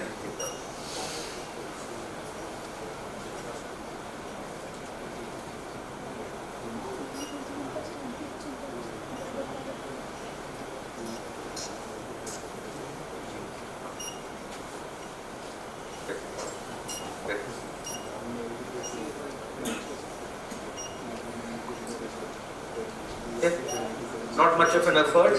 Again, you can see that the knee is moving. So that's a nice, beautiful knee. It's not lax. So I check my 90 degrees, anteroposterior, medial lateral, and then extension. Full extension, anteroposterior, 30 degrees, medial lateral, 30 degrees medial lateral, and then mid flexion, instability. Quite a nasty one, so you want to make sure that's not there. And then look at the limb being straight. So now, like we have checked earlier, can you have the rod please? So we are checking the center of the knee, always dorsiflex your foot. Make sure that's nice and straight. So now if you see center of the knee, I'm at the center of the ankle. I don't know if you can see that. Yes, sir. Can you see that? Yes, sir. Yes, sir. Okay, fantastic. Okay. So that's my manual check.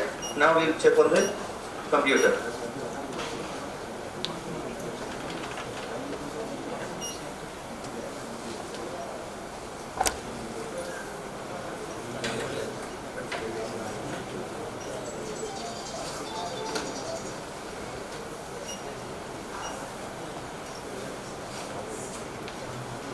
Be very good.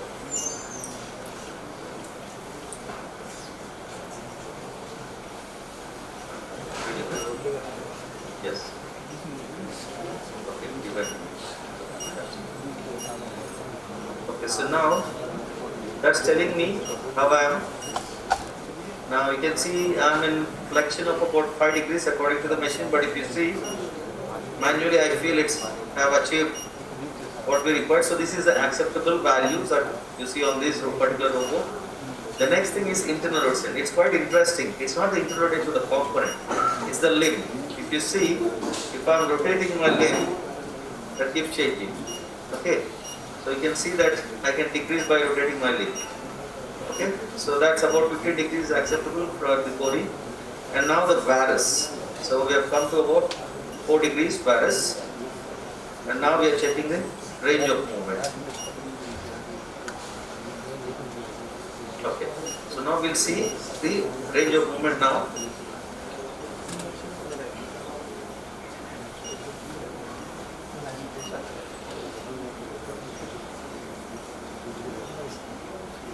See, all through my patella is tracking well, and the tibia is not spitting out. There is no opening. I've got full range. The leg touching the thigh, as we all agree. Yes, sir. Okay.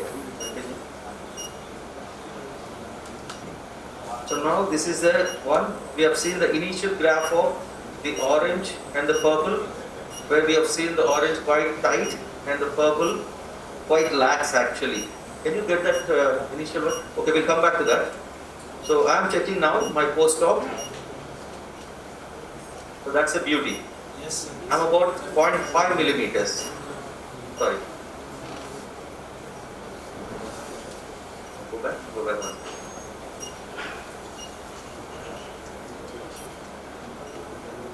So you can see that I'm about 1 millimeter of the planning. Can we take a picture of that? Sorry. On the other end, it's a flexion extension. The gap is only 1 millimeter of the baseline. Okay, say that one please. So can we show us these two pictures on the screen? Like half and half, the initial planning, how tight it was. Yeah. Yes. Okay, the previous one. Yes. Yeah. The initial one, if you see at the bottommost, you can see the orange dotted line and also the purple dotted line, where it was initially and where we are now. So that shows a very good correction. Yes, sir. And that completes our robotic planning and cuts. Now the next step would be wash out and then putting the original implants. Can you please, Important step is the patella. Sorry, go ahead. sir, can you please show us varus and valgus stress? How much opening is there if you Yeah. get full varus and valgus stress? Sure, sir. So I'm at 30 degrees. That is my valgus. You want me to do it on the robo as well? Extension, yeah. I'm able to see the graph. On the robo? Yes, sir. Okay. I'm collecting the points. See. I'm applying maximum pressure on the valgus. And then varus again. Fantastic. Okay? So there is no opening at all. So I'm trying to open. On the valgus, can I have a Lang and backspace?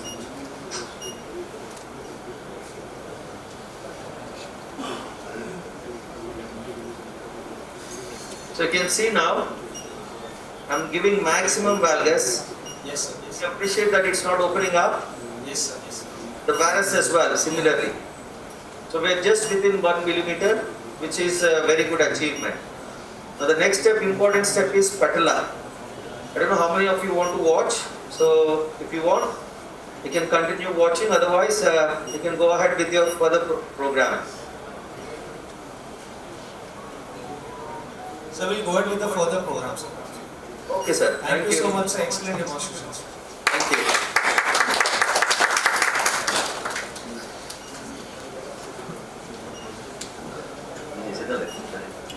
Thank you, Sunil sir and Yashoda team. Thank you very much. Give your Sunday valuable time to us. Thank you, sir. Nicely balanced. And Okay. Thank you.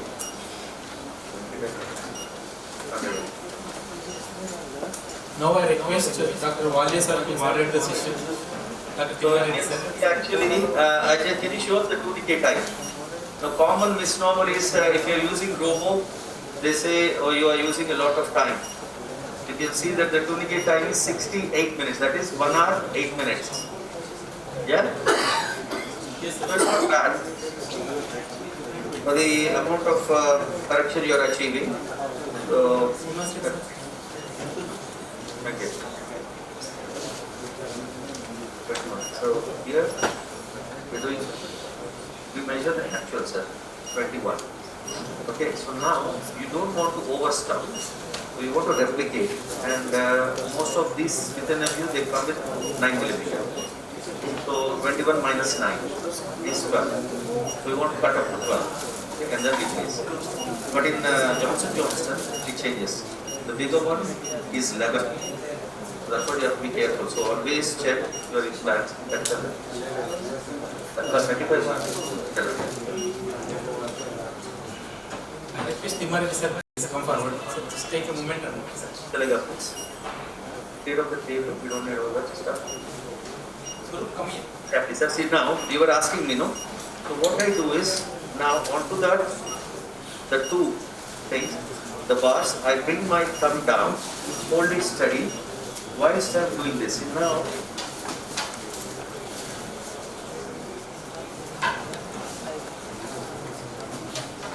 I request Walya sir.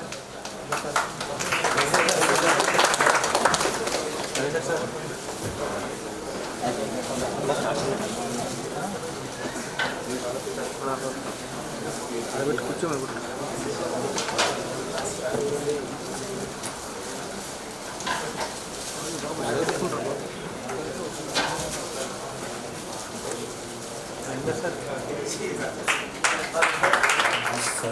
type of actually because of clash with Oasis cons, so many people stuck there. But in spite of that, flow is going, and I think people are coming and coming there again. So because it's near to the venue. So, but really enjoyed the live surgery by Sunil. So I missed a lot today. And once again, congratulations on the best. Thank you so much, sir. Now next we'll move to the next session. I request Dr. Kishore to moderate the session. Kishore is here.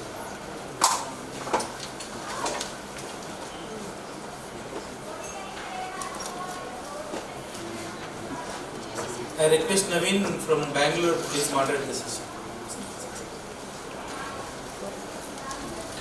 Next speaker, our national speaker, Dr. Akhil Arora sir, to give presentation on live inbox robotic take care in case of fixed flexion deformity of knee. So now I'll be touching 450 cases soon. So there is a patient, thank you so much. So this patient with bilateral knee tricompartmental arthritis, I'll be showing this case for right knee.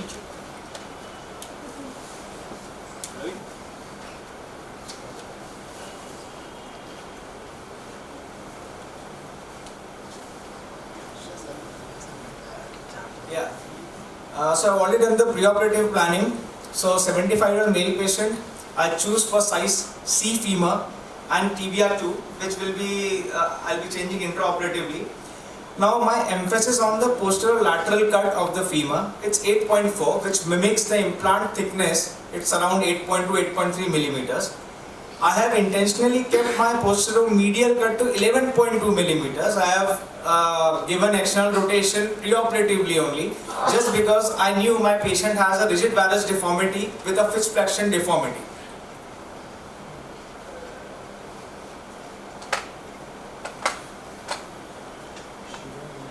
Yeah, so it has almost 30 degree of fifth flexion deformity with a rigid varus, which is non-correctable.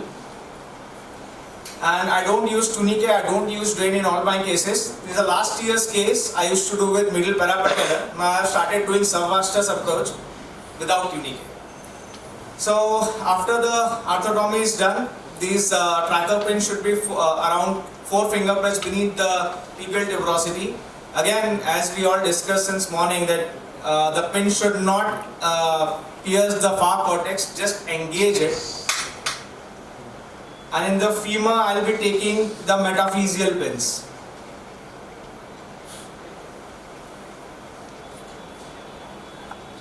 So initially I started with aphyseal pins, had a couple of nightmares, and then I shifted to metaphyseal pins where more surface area and then less chances of stress fractures. And then we start with the femoral and the tibial registration. It hardly takes 2 minutes now. You have to just remember these points should not be on the osteophytes, otherwise it will increase your root mean square error RMSE values. So initial RMSE values should be less than 10, final RMSE should be less than 1.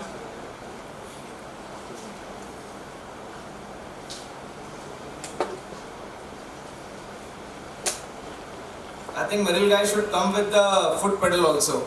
थक जाता है इंसान yes बोल के assistant को. So after all these registration points, now tibial registration. Now as you can see, there is a you can call it defect, a huge osteophyte on the posterior medial side. Now clinically, as for the patient with having a rigid varus deformity, non-correctable, with FFD. Now here the things are clear. This is the advantage of image-based system, CT-based system. Now I know if I want to keep my tibia in varus, I can do a couple of degrees. But once I'll remove this posterior medial bone, I don't need to release further soft tissues.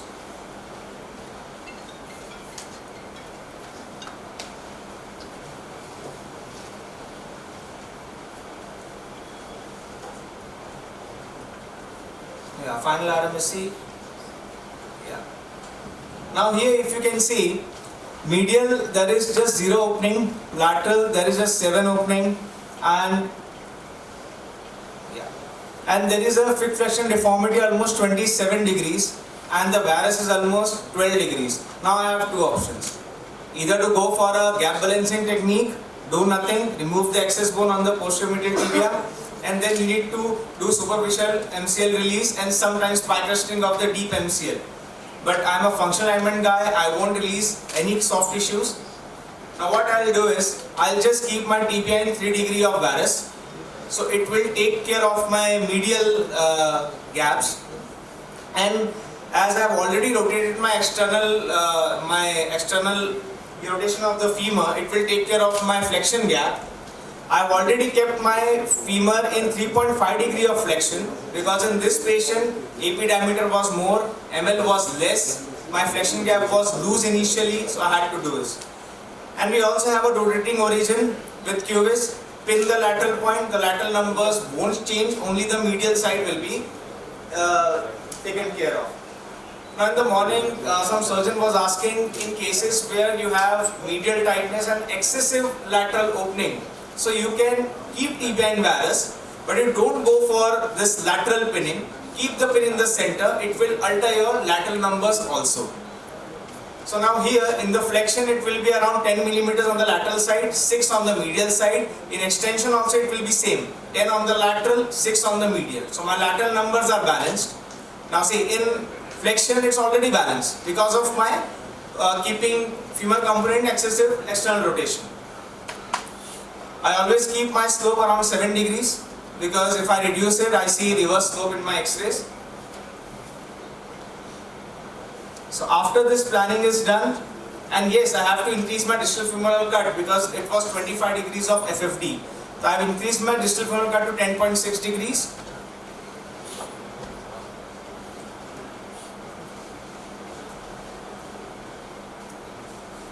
Yeah, so now it will show in extension 10 and 6, in flexion 10 and 6.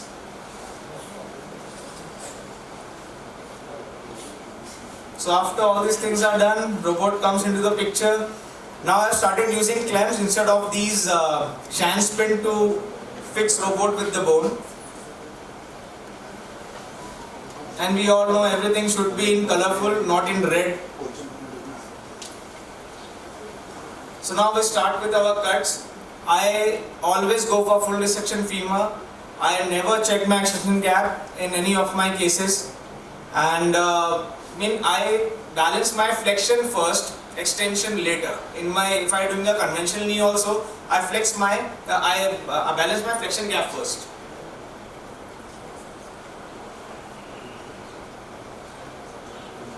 So all these cuts.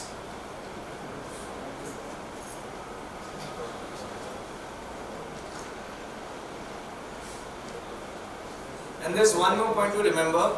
Whatever, if you are increasing the rotation of femur, if you are increasing varus of femur, you always hide the implant and check for notching. And you can very well play intraoperatively. You can just, if you have any doubt, if the patient is having a lot of osteophytes, just posteriorize 1 millimeter of the femoral component, you will be able to see the notching, and then you can correct it. So if you're playing with the rotations, always check notching.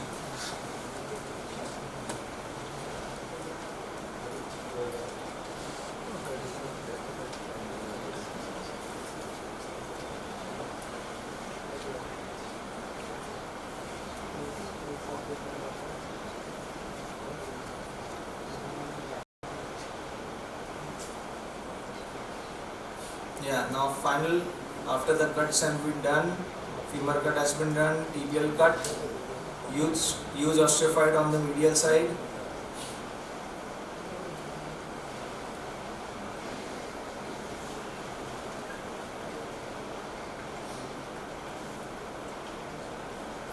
Yeah, resection completed. So now I will be showing, I will be doing the tibia reduction osteotomy, I will be lateralizing my tibia, I will be chopping off the remaining bone. Yeah. So this is the remaining bone. I will be lateralizing my tibia.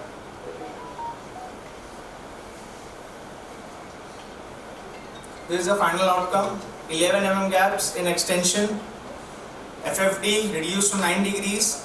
I will be doing little bit of posterior middle release as well later on. And limb varus to 3 degrees.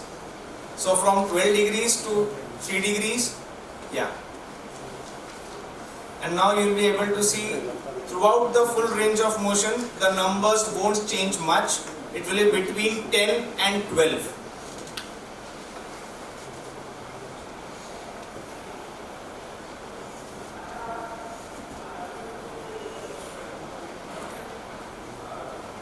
So throughout the range of motion,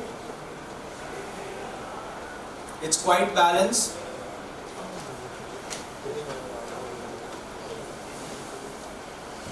I'll be showing the clinical picture as well. So after putting a 9 mm poly, it came to 10 and 10, and I did posterior middle release, your posterior capsule release. So now FFD was only 6 degrees and 10 and 12 in flexion.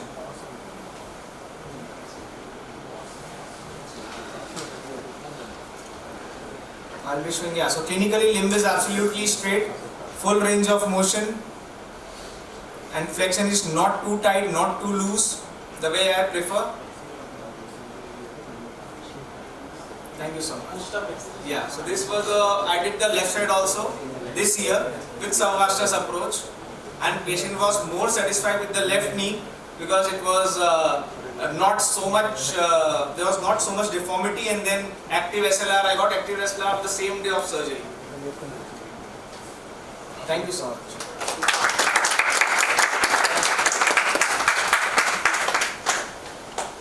Sir, you say 3 degrees of varus in the tibia, but X-ray is Yeah, but see, it's very subtle, and once we are doing this rotating origin, rotating hinge, it won't be so much appreciable on X-rays.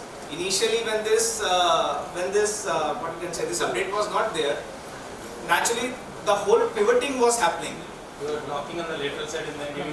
Initially, when this update was not there, so when you are keeping tibia in varus, so whole pivoting was happening, and it was clearly visible on the X-rays. Once I will be means I don't do scanogram postoperatively. Once the scanogram will be there, you will be able to appreciate this little bit of varus. As you are flexible point, the gap changes posterior and yes. What changes? See, if you have your flexion gap is loose and you cannot upsize the component, like in this case, medial lateral was the AP diameter was more. So if I would have used size D femur, medial lateral overhang would be there. So I had to compensate. I have to flex my component, so my flexion gap would be balanced. Yeah. Not a single curvature implant. So by flexing. Yeah, by flexing, you reduce your flexion gap. And what about flexation gap? Nothing. Very minimal. Nothing. Very minimal. Actually, your distal femur cut will change little bit. It will increase. Yeah. It will increase little bit. 0.3. That is, yeah. Changes with the bones. As you increase the flexion, Yeah, once you we get the observe flexion, that yes. the posterior gap, the extension gap increases. See, basically what you should do is, when you are doing a preoperative plan, you should see the synovial alignment. So your anterior offset and the posterior offset should match. So what I do is, from a native bone, when I place my implant, anterior, distal and posterior, it should exactly flush with the bone. So there only I give my flexion or extension, whatever I need. In maximum number of cases, intraoperatively, I don't need to change that much. So preoperative planning is very important. What about high flexion is? High flexion is. These are high flexion. It's all about the design. So my another talk, I'll be discussing about mechanical and kinematic alignment. Primary total knee arthroplasty is successful, durable, reproducible. We are delivering good results, but still 15-20% patients are dissatisfied. And there are papers regarding this patient dissatisfaction. Are 20% of patients actually dissatisfied? Yes, they are, because we are providing a non-anatomic total knee arthroplasty. Mechanical alignment, it aims not to restore the constitutional knee anatomy, but we will be getting a biomechanically friendly prosthetic knee. But if we have these residual symptoms, pain, instability, stiffness, because poor restoration of patient-specific knee kinematics. Again, with gap balancing technique, what happens? We over-tighten the knee at 90 degree of flexion. If you see a normal knee, flexion is relatively loose as compared to extension. But we tighten it when we are doing with mechanical alignment. It limits flexion, accelerate our polywear. A lot of alignment options available. Functional alignment, kinematic alignment, anatomical alignment. Now seeing the first picture, the patient is having little bit of constitutional varus. Now imagine if a patient is walking throughout his life on this knee and you will be providing a knee with absolutely straight, HK axis 0 degrees, he won't be happy. And the Chitranjan Ranawat Award is neutral mechanical alignment normal for all patients? No. He concluded 32% of men and 17% of women had constitutional varus of 3 degree or more. So we need to respect the natural knee anatomy. In mechanical alignment, we all know distal femoral cut, proximal tibial cut, exactly perpendicular to the mechanical axis. We give 3 degree actional rotation to the PCL or TEA. Slope is 2 to 7 degrees. But in case of kinematic alignment, all the cuts are parallel to the articular surface after correcting the wear. And you need to keep 0 degree rotation, means your posterior medial, posterior lateral cut should be exactly equal. And if you are trying to follow kinematic alignment with conventional instruments, you cannot cut 9 millimeters because 2 millimeters of your cartilage, 1 millimeter of your saw. So you need to cut only 6 millimeters from the medial one side, which is not practically possible with conventional instruments. Again, kinematic alignment, your posterior cut is parallel to the posterior line, your femoral component is centered on the notch. But in case of mechanical alignment, you need to lateralize the femoral component, which creates issues later on. Now the knee balancing. With kinematic alignment, you can play with the tibial cut. You can keep tibial cut into 2 to 3 degree of varus. And knee balancing in mechanical, it's only because of soft tissue releases. What are the advantages of your kinematic alignment? It's patient specific. It has better femorotibial kinematics. You have faster recovery, better function results, higher knee scores, higher forgotten knee scores. But there are little concerns. Deformity, varus deformity till 10 to 15 degrees you can manage with kinematic alignment, and sagittal plane deformity till 5 degrees of alignment. But then, if you have a severe varus deformity, you need to go for either functional alignment or restricted kinematic alignment. Because in kinematic alignment, you can play only with the tibia. You can keep slight valgus of the femoral component 1 to 2 degrees, but you can only play with the tibia. And in severe deformities, as I showed in my previous case, you need to play with the femur rotation. You have to keep sometimes femur in varus as well. So it's very difficult to go for kinematic only. Are there intrinsic limitations with mechanical alignment? Yes, you tend to over-tight the lateral component because you are disregarding the distal femoral joint line obliquity. You need to release lateral latiner column and lateral releases in cases with mechanical alignment. Again, in mechanical alignment, the forces in the medial and the lateral tibial compartments are 3 to 6 times higher at 0, 45, 90 degree of flexion. An interesting study, by just adding 1.5 degree of varus to the proximal tibia, it reduces your medial compartment pressures both in flexion and extension. And again, angular bone cuts, it will reduce your soft tissue releases. Now there should be some criteria, how much varus to keep, how much you can deviate from the HK. So there are 5 degree outliers, both in coronal and the sagittal plane.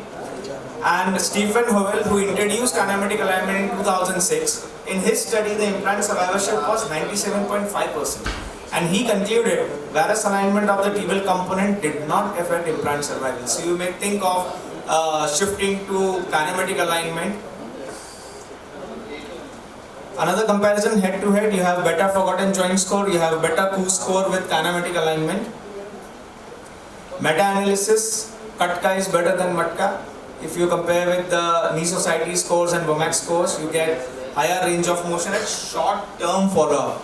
We still need studies of long-term to come to a conclusion. So I'll be concluding by saying that there are many studies in favor of kinematic. There are few studies, they say similar results. The whole idea behind is you need to focus on accurate bone cuts, perfect implant positioning, minimizing soft tissue releases. Now the era is changing from TKR as a soft tissue surgery to a TKR with a bony surgery. Slightly little bit of soft tissue releases must. And with the era of robotics, functional alignment, restricted kinematic alignments, you can give excellent results to the patients. Only going with kinematic alignment, it's still very risky because you don't know how much and you need expertise for that. I think only Dr. Anup Jorani sir is doing is following kinematic alignment with QS. He's doing good numbers, but he says only 60% of cases can be done with kinematic alignment. Otherwise, you need to go for functional. Thank you so much.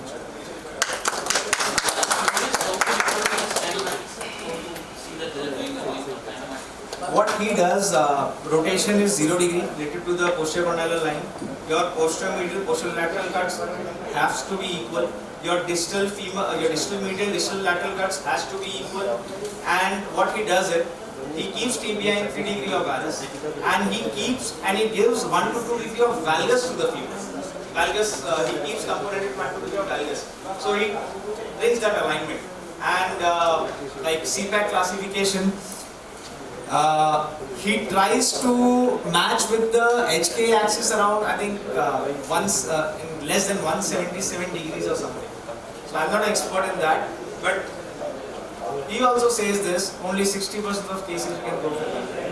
Actually, we did a study in Indian population, less than 20% people are available for time. Right.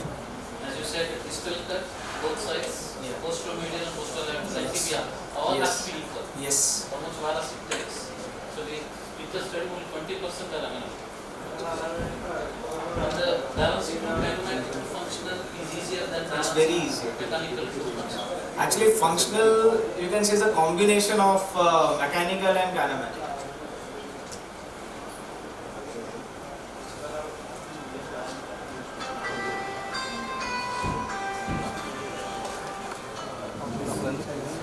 Cases, but I will go through what is the differences between what I used to do before and what I am doing with robotics. So this topic I'm going to see what we're going to go through, what is the difference between conventional and robotic hip, and what are the advantages, main advantages of going through a robotic hip replacement. We all know that what are we striving for in total health? We are striving for having a perfect alignment of the cup and the stem to get back your biomechanics of the hip. That is the main thing what you want, so that you give a good functional outcome to the patient, and as it survives for a very long time. That is the main goal. So what has happened here, robotics, artificial intelligence and robotics have helped us to see what are the errors we are making and how can we reduce these errors so that we can keep the cup in a perfect alignment. That is the main aim of So what is the difference? I am not going to go in detail about what I do in a totally. What is the differences I see? In a conventional, pre-operatively, I used to template for the first 3 years of my getting into hip. I used to template each and every case in the night using these templates, asking the company guy, please give me templates, please give me templates. And they used to provide with great difficulty because it's not available easily. And at the same time, I think 15-20 years back, the X-rays were conventional X-rays, with later on becoming digital and smaller, so templating became very difficult. All this kept aside, what is the difference?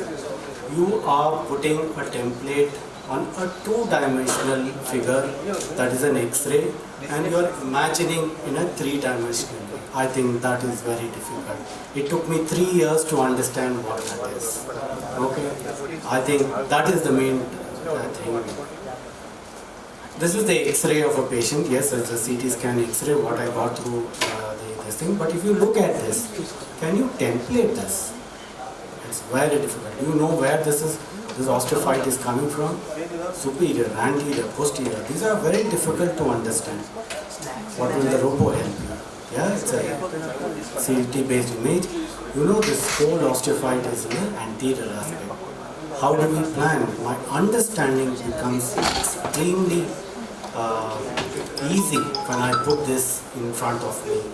Okay, that is what pre-op planning involves in robotic here. If you look at this, the red one is the impingement one which is going to come in between, so I need to remove that part. That is what it is. By looking at the image itself, I am able to tell what it means. That is the element. So, in a robotic, because it is a CD, we have a Mako, so it is a CD-based image, I can rotate this image 360 degrees and look into every aspect separately.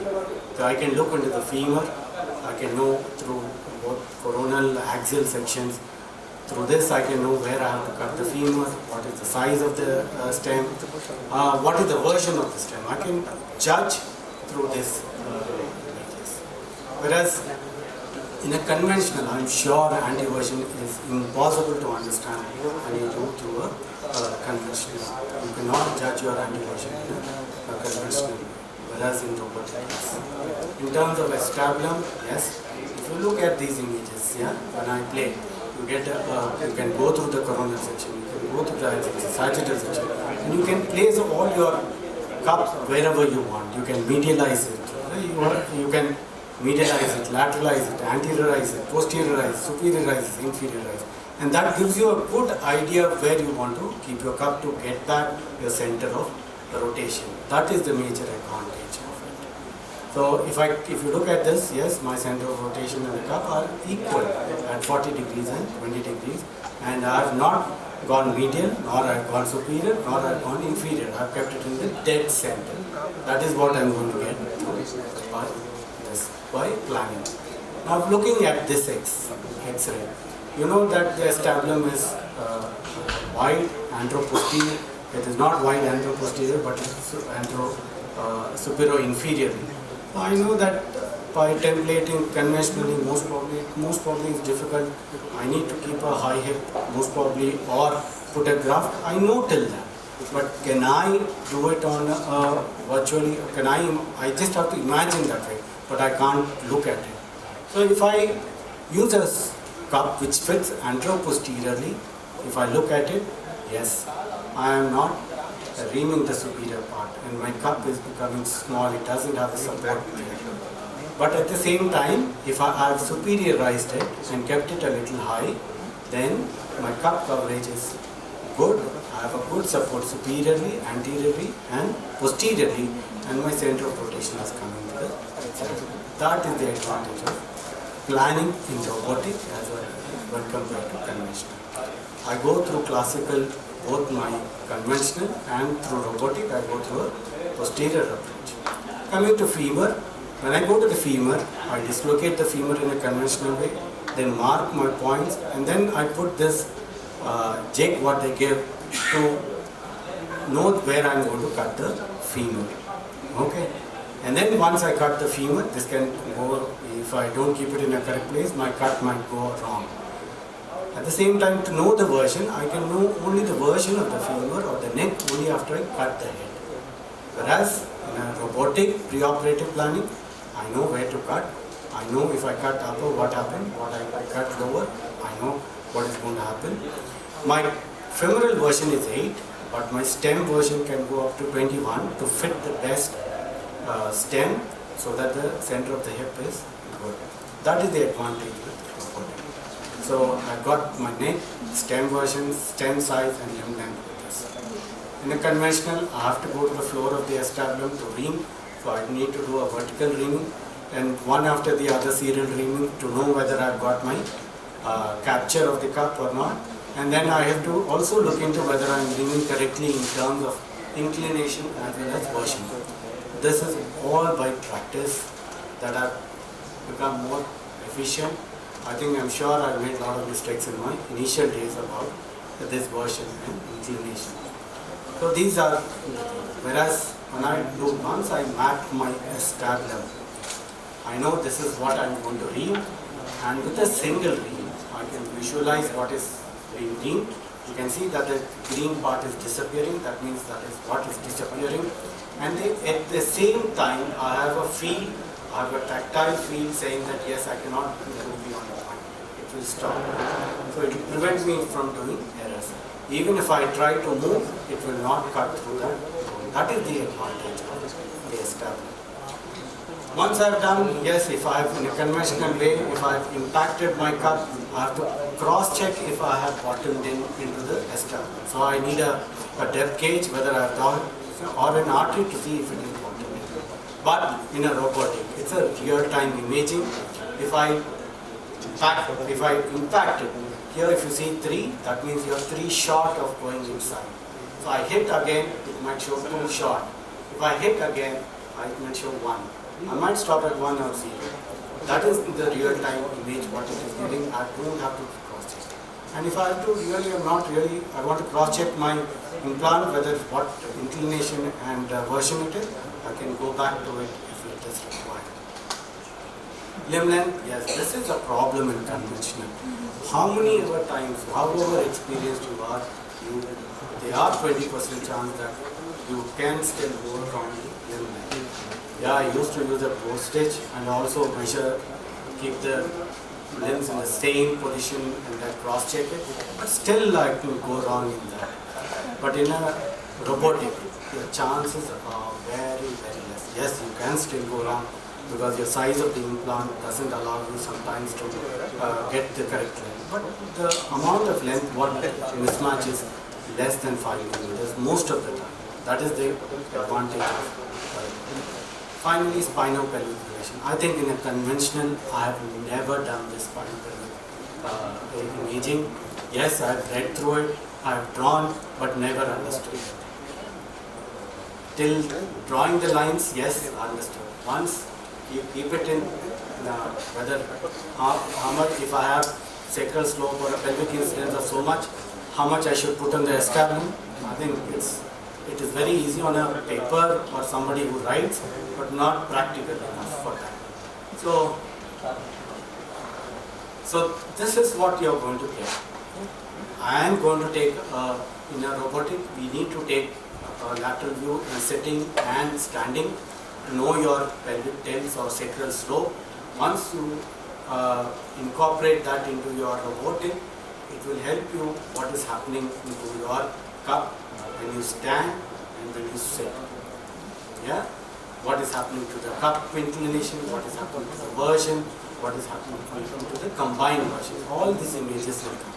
How is this at all useful at all, these things? So let's look at it.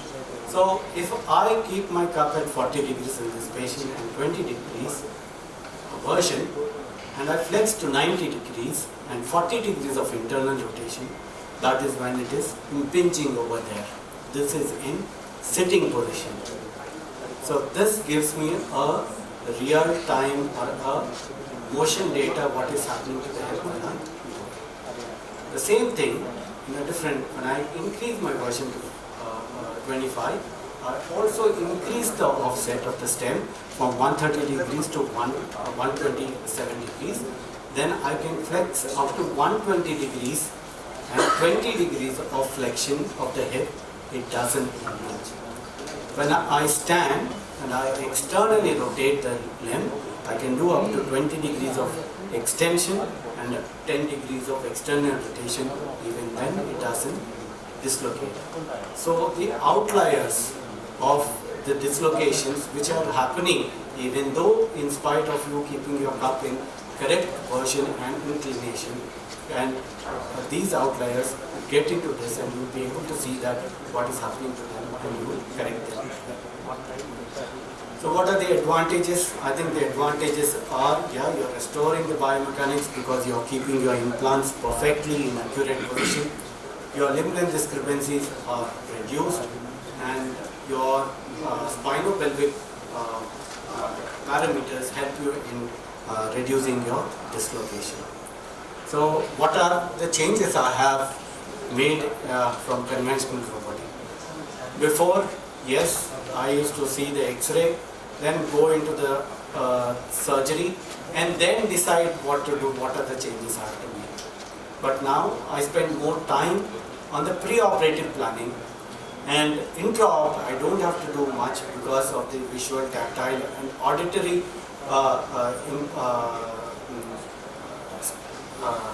message is what I get from the robot. I think I spend less time in finally deciding when I ring, when I put my cup, and when I put my stem.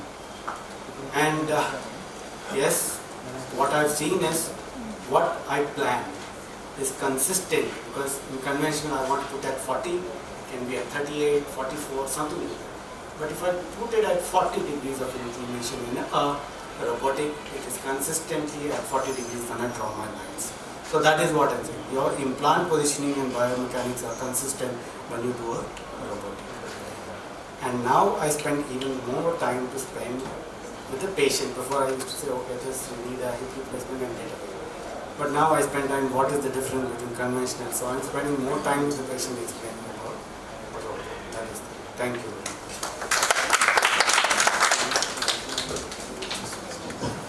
Thank you, Ashok sir. That was very informative about robotic surgery. Can you go wrong in robotics?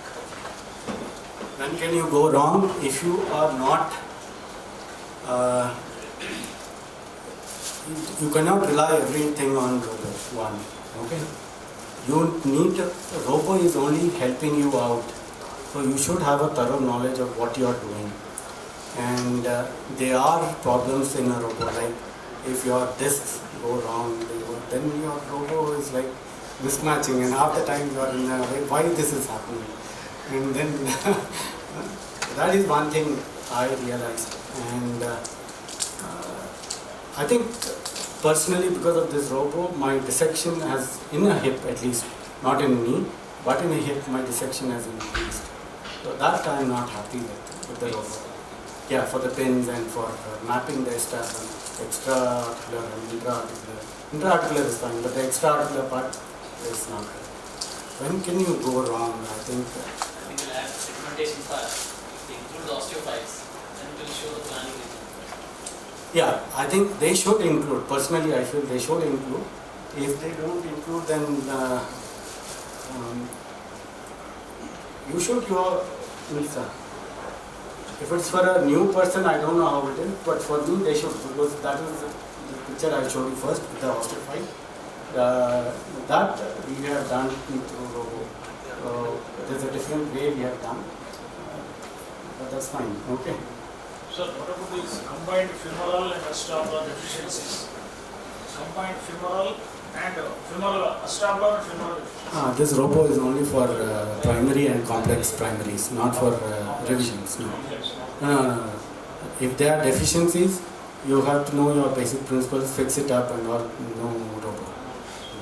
Combined version. Combined versions you will get everything. Combined version in sitting, standing, in lying down position. You get all values through that. Yes.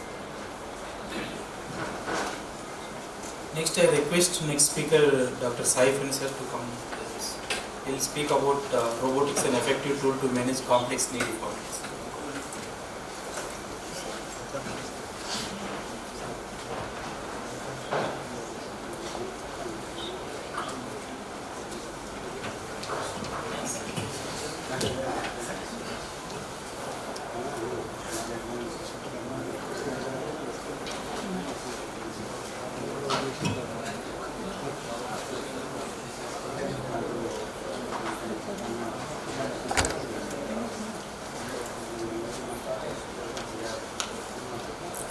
Hello. Good afternoon, myself Dr. Saifani. At the outset, I would like to thank Dr. Balaraju and ONUS Hospitals for giving me this opportunity. So my topic today is robotics as an elective tool in management of complex knee deformities. I think this talk has already been given by Chandrasekhar sir. I would like to just summarize it for now with two cases. So the first most important thing what we all need is in any replacement to be good is balance and alignment. So for that, the important goal is to ensure short-term and long-term success, and the factors present is preoperative planning, patient selection, preoperative condition of the joint. We have to assess all these, soft tissue balancing and limb alignment. And as we can see, the most common causes of revision are alignment errors in the frontal plane and combined errors in the interrotation and the interrotation of the tibial component as well, and rotation of the transsilicondylar as well, which should have been missed anyway in a manual or conventional TKR. So what we need here is precision.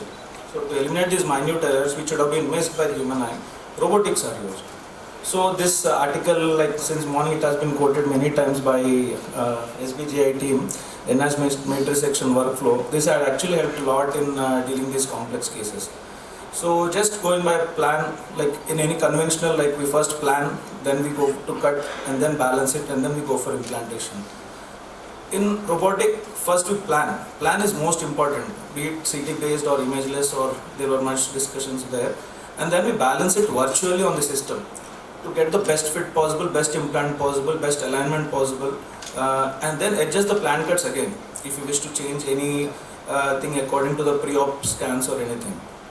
Then we go in for the cuts, be it manual or burr based. Then we check the cuts, rebalance again if necessary, and then finally we go for implantation, thereby minimizing the chance for errors and getting the best available implant.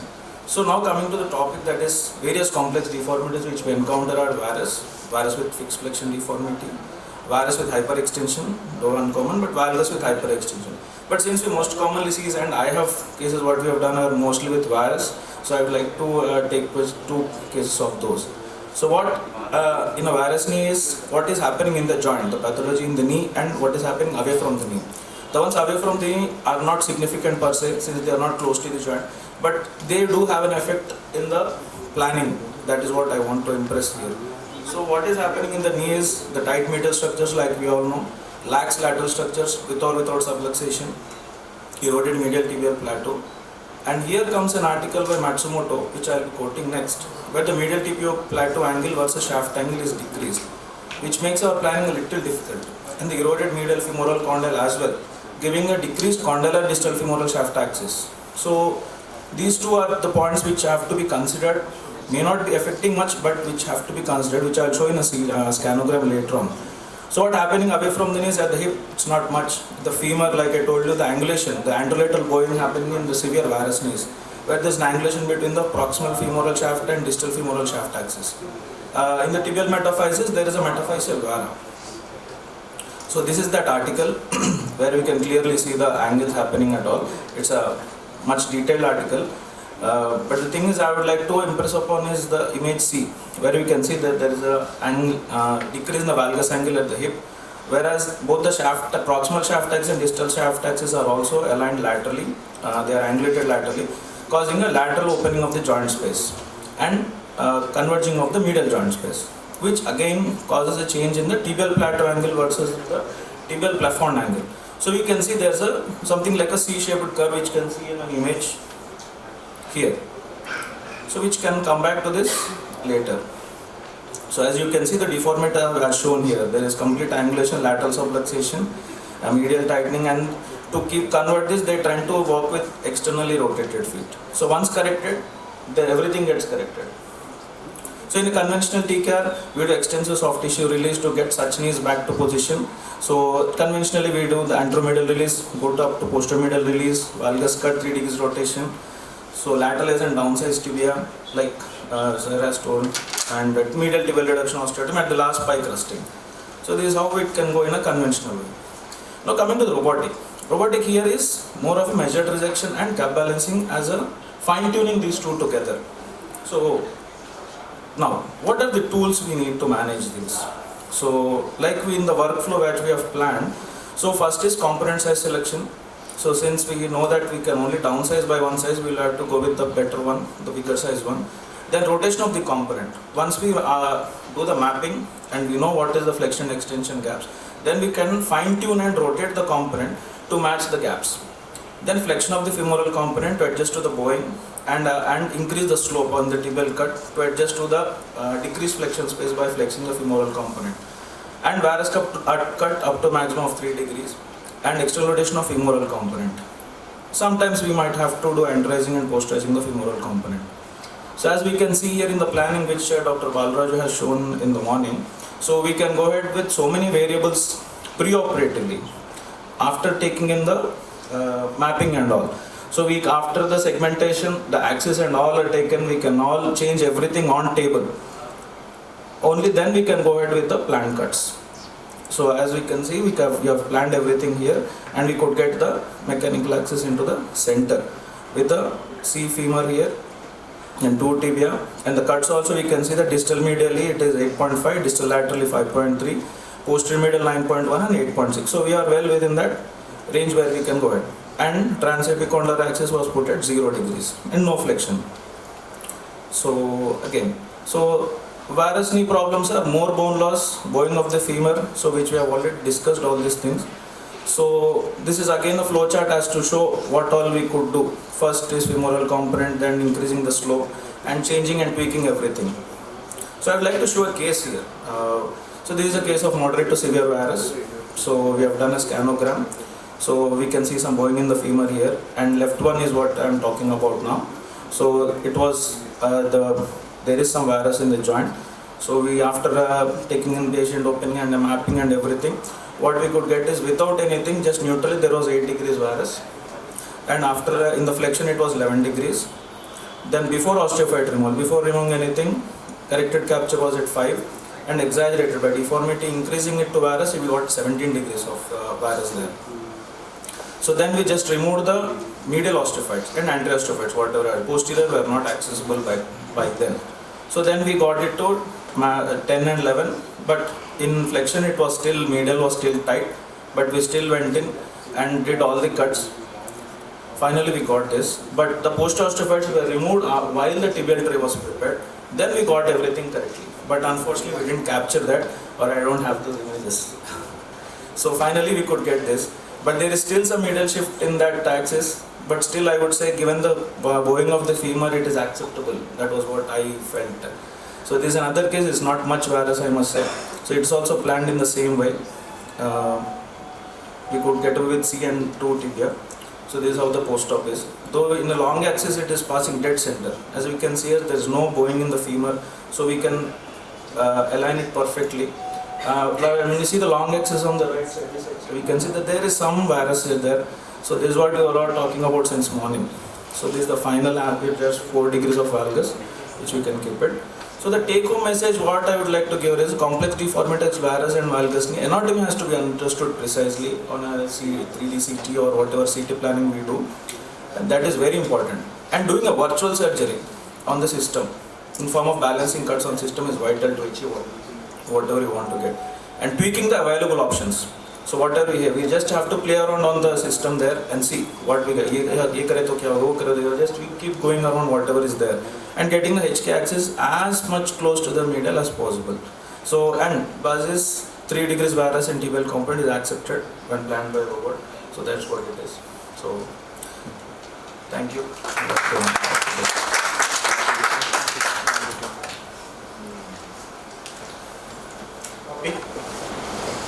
Many people feel that hospitals are doing a lot of branding, whether it is a marketing gimmick or surgeon friend. What is the truth? We'll come to know. The session is going to be very interesting. I request Dr. Rajshekhar sir to come forward and give a lecture.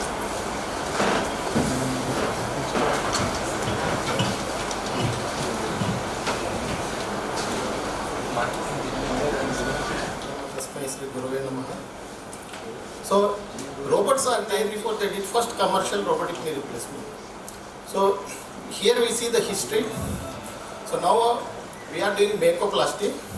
So Makoplasty also has come into the market since 2006. For a successful knee replacement, surgical technique will be the same. Either you do robotic knee replacement or a conventional knee replacement.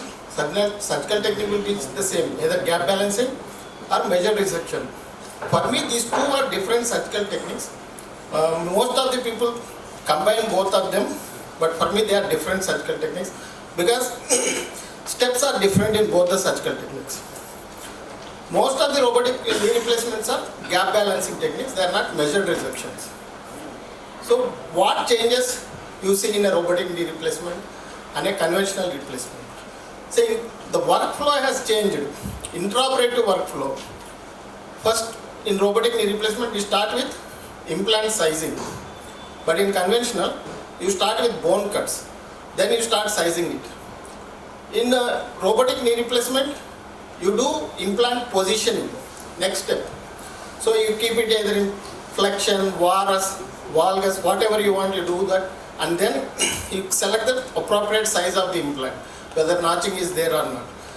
In robotic knee, in a conventional, you do alignment after making cuts. You check the alignment, whether your cuts are proper or not, and then you do implant sizing. But here, in robotic knee replacement, after everything you're selecting your implant and all that, you go for balancing the gaps. You remove the osteophytes, you remove the excess bone, then balance the gaps, and then you do bone cuts. So this makes a lot of difference in your workflow in the intraoperatively. Second, if you compare every step, implant sizing, in robotic, I'm only talking about image-based robotic knee replacement. Implant sizing is accurate. You know what size you are going to use, how much you can increase the size, how much you can decrease the size. So you can have a, if your gaps are tight, you can downsize the implant. If your gaps are lax, you can upsize the implant. But in case of conventional cases, there is always 40% mismatch. In the post-operative X-rays, component mismatch is there. If you take femur or tibial, so always we are taking either larger size implant or smaller size implant. We don't know what size we are using. So when it comes to the bone cuts, because robotic knee replacement is a gap balancing technique. So you balance the gaps and then do the cuts. So bone cuts are always smaller in size. But in conventional, you don't know how much to take, how much not to take. So you take regular cuts. For tibia you take 8 mm, for distal femur you take 9 mm. So you can't change these two steps. Only in case of, if surgeon is experienced, he might take variable cuts, but not in all cases. So alignment and positioning of components. So in robotic it is very versatile. So you can keep your component in varus, valgus. You can even rotation also. There is a study where they compared femoral component rotation. In robotic knee, every surgeon has taken accurate component rotation, but in conventional knee, around 50% of the experienced surgeon fail to keep the component in proper rotation. And also in conventional knees, it is always fixed. You don't have to, you cannot change it. Only if you are experienced and if you know freehand cuts only, you can take freehand cuts to change the implant positioning. Otherwise your component positioning is always fixed. So gap balancing. So in conventional there is always frequent mismatch. Sometimes flexion gaps are excess and in the extension it is always tight. So you don't know how much to take in flexion and how much to take in extension cut sometimes. So it is always there is a mismatch. But in robotic you take the cuts at the end, so your gaps are always balanced. So I am giving you an example of the case robotic knee. With 40 degree of varus, there is a lot of bone defect in the medial side. This one single slide will tell you what robotics can do intraoperatively for you. See, on the lateral side there is 16 mm. You see on the top 5 mm. 5 mm means lateral cut you are taking 5 mm. And on the 8 mm you are taking on the medial side. So you are taking medial posterior condyle 8 mm and lateral you are taking 5 mm. Still this is only initial positioning of the implant before making any adjustment. So medial side is 3 mm tight, gaps are tight, and lateral side it is 16 mm. These kind of cases are very difficult to operate in a conventional way. And it's this side, in the tibial side, it is showing 7 mm cut on the lateral side, but on the medial side it is showing 10 mm, minus 10 mm. So that means there is a defect of 10 mm. This slide is from Mako Robot. So we get this kind of precise information on Mako Robot because it is image based. You can change everything. So you for balancing this. So we have followed middle section technique in this case, and we could do a primary knee replacement. So though and we had to do even reduction osteotomy of tibia on right side, and we have given around 8 degree of varus, which is not actually acceptable, but we have given around 6 to 7 degrees varus in tibia and around 2 to 3 degrees in femur to balance this on the medial side to get equal gaps both on lateral and medial side.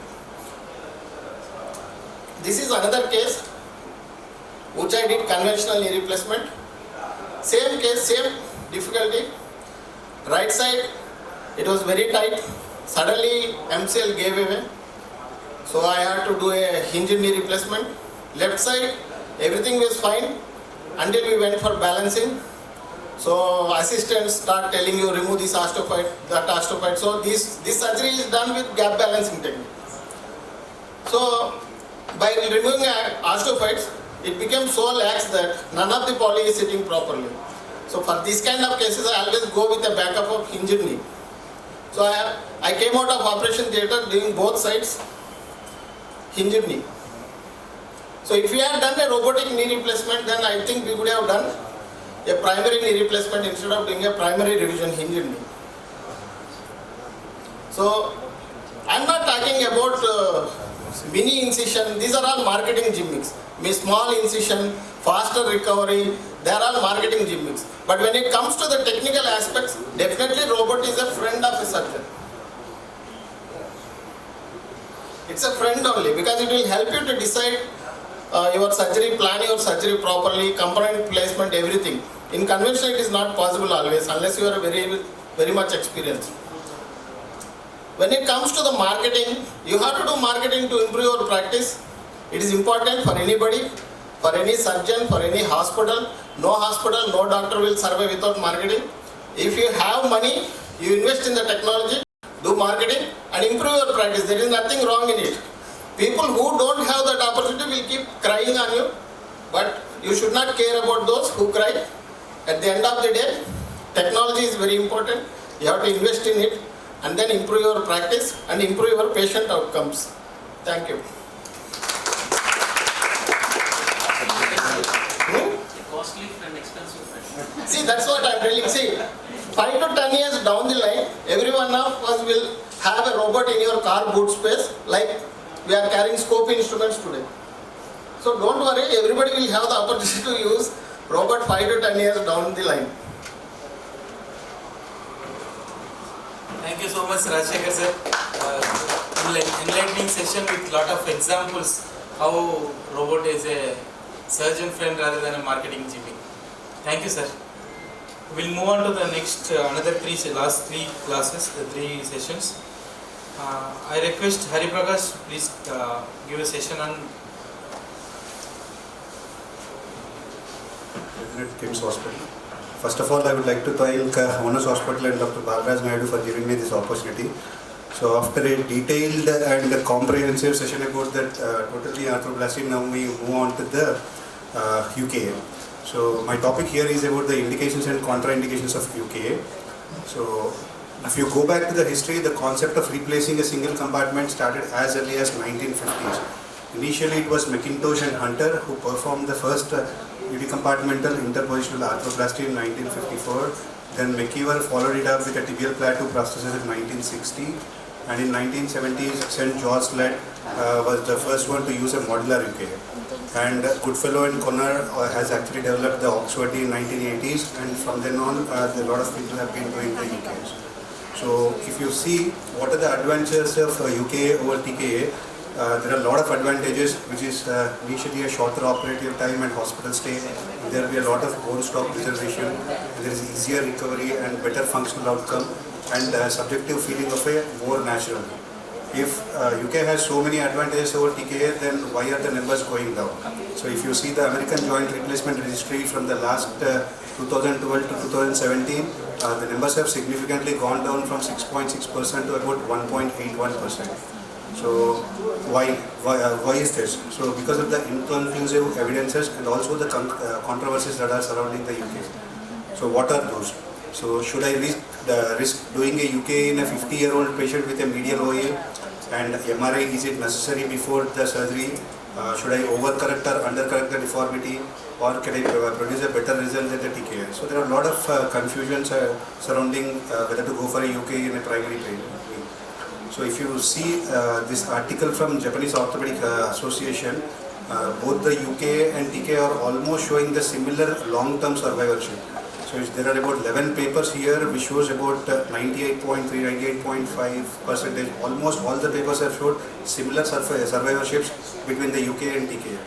So then, even after, despite of showing about 10-year survival rate of 93% and 15-year survival rate of 90%, there are high revision rates within the first 5 years. So why are these high revision rates? So the high revision rates are mainly due to not following the strict indications, and also we know that the surgical errors while performing the UK. So with this, I would like to say what are the exact indications that we need to follow to get the UKA perfect.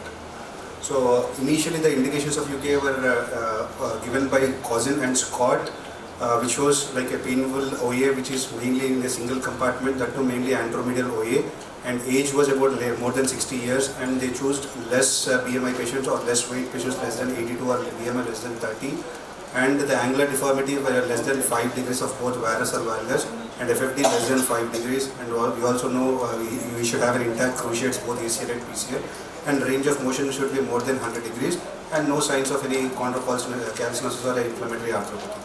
These were the initial criteria that was given by Cousin and Scott. So let's see if they still hold good as we go forward. So they have again actually revised few of their guidelines, especially by Scott. They have selected more younger population, and the weight restriction also they have increased to 90 kgs. And varus valgus initially from 5 degrees they made to 15 degrees, and flexion contraction from 5 degrees they made to about 10 degrees. So what does the evidence say about each of these things?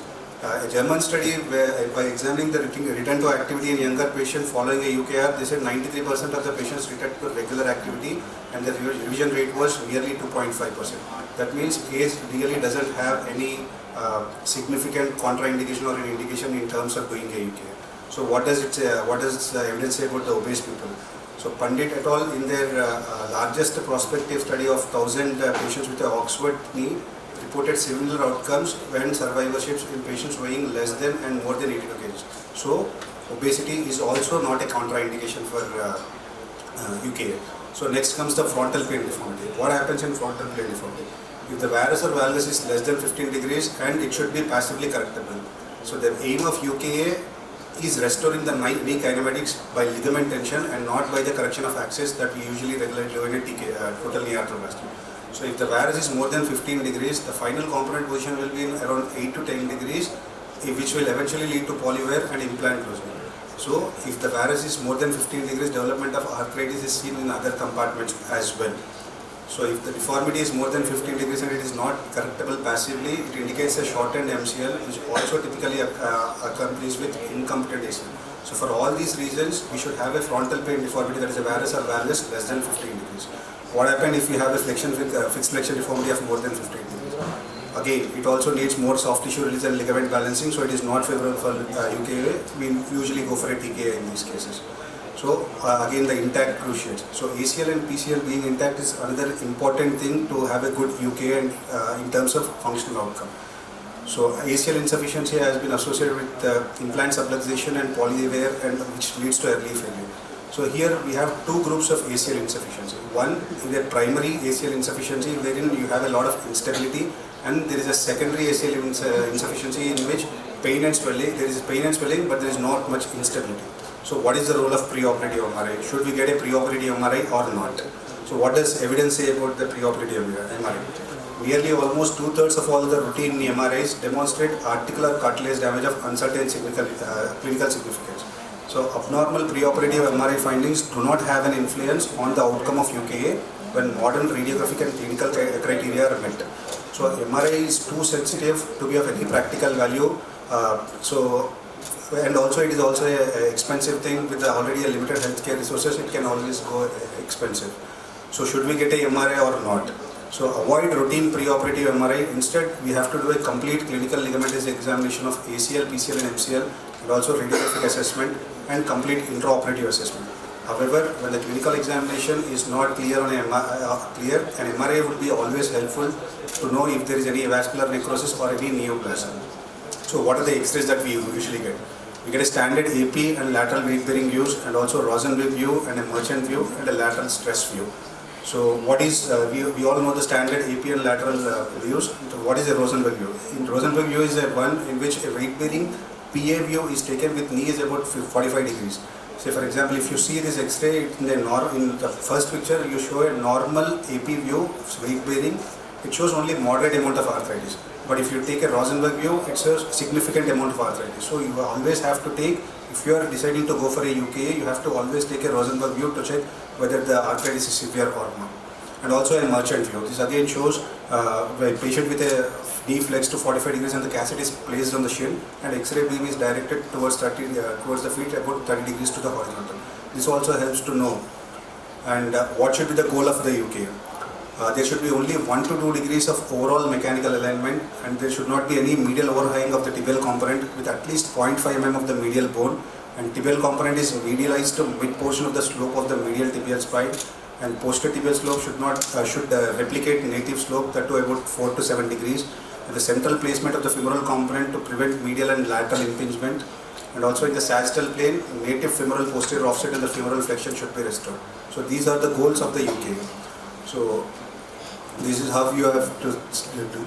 And what are the contraindications? The contraindications are the inflammatory arthropathy and previous HTO with overcorrection, sepsis, any cruciate ligament lesion, and medial or lateral subluxation, tibial or femoral shaft deformity, any FFD of more than 15 degrees, and varus deformity of greater than 15 degrees, and valgus deformity of more than 20 degrees, and flexion less than 110 degrees. So a word on the fixed and mobile bearing UK is, so we all know that we have two options of fixed and mobile bearing. In fixed bearing, there is a round or a flat slide dish. It's a unconstrained movement. In the mobile bearing, you have a congruent surfaces minimizing the point loading. It can be all poly. Fixed bearing can be a all poly or a metal bag. In mobile bearing, it's always a metal bag. In fixed bearing, there is a more polywear. In mobile bearing, there is a less polywear. But there is a high chance of poly dislocation. So the take-home message is: age, BMI and patellofemoral arthritis are not absolute contraindication. Degenerative type of ACL deficiency is not a contraindication. Arthroplasty surgery should at least do about 20% of UKs to reduce the early complication rate of failure.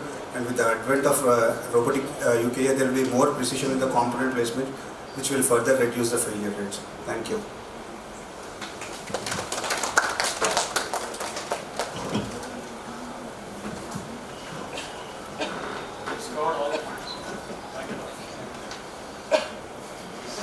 Thank you, sir, Dr. Haripakar sir, for your wonderful presentation. The next presentation is by Dr. Aiti Somayajulu sir. How to do robotic UKR using Robo. Sir, I request Dr. Aiti Somayajulu sir onto the dais to present on this topic, sir.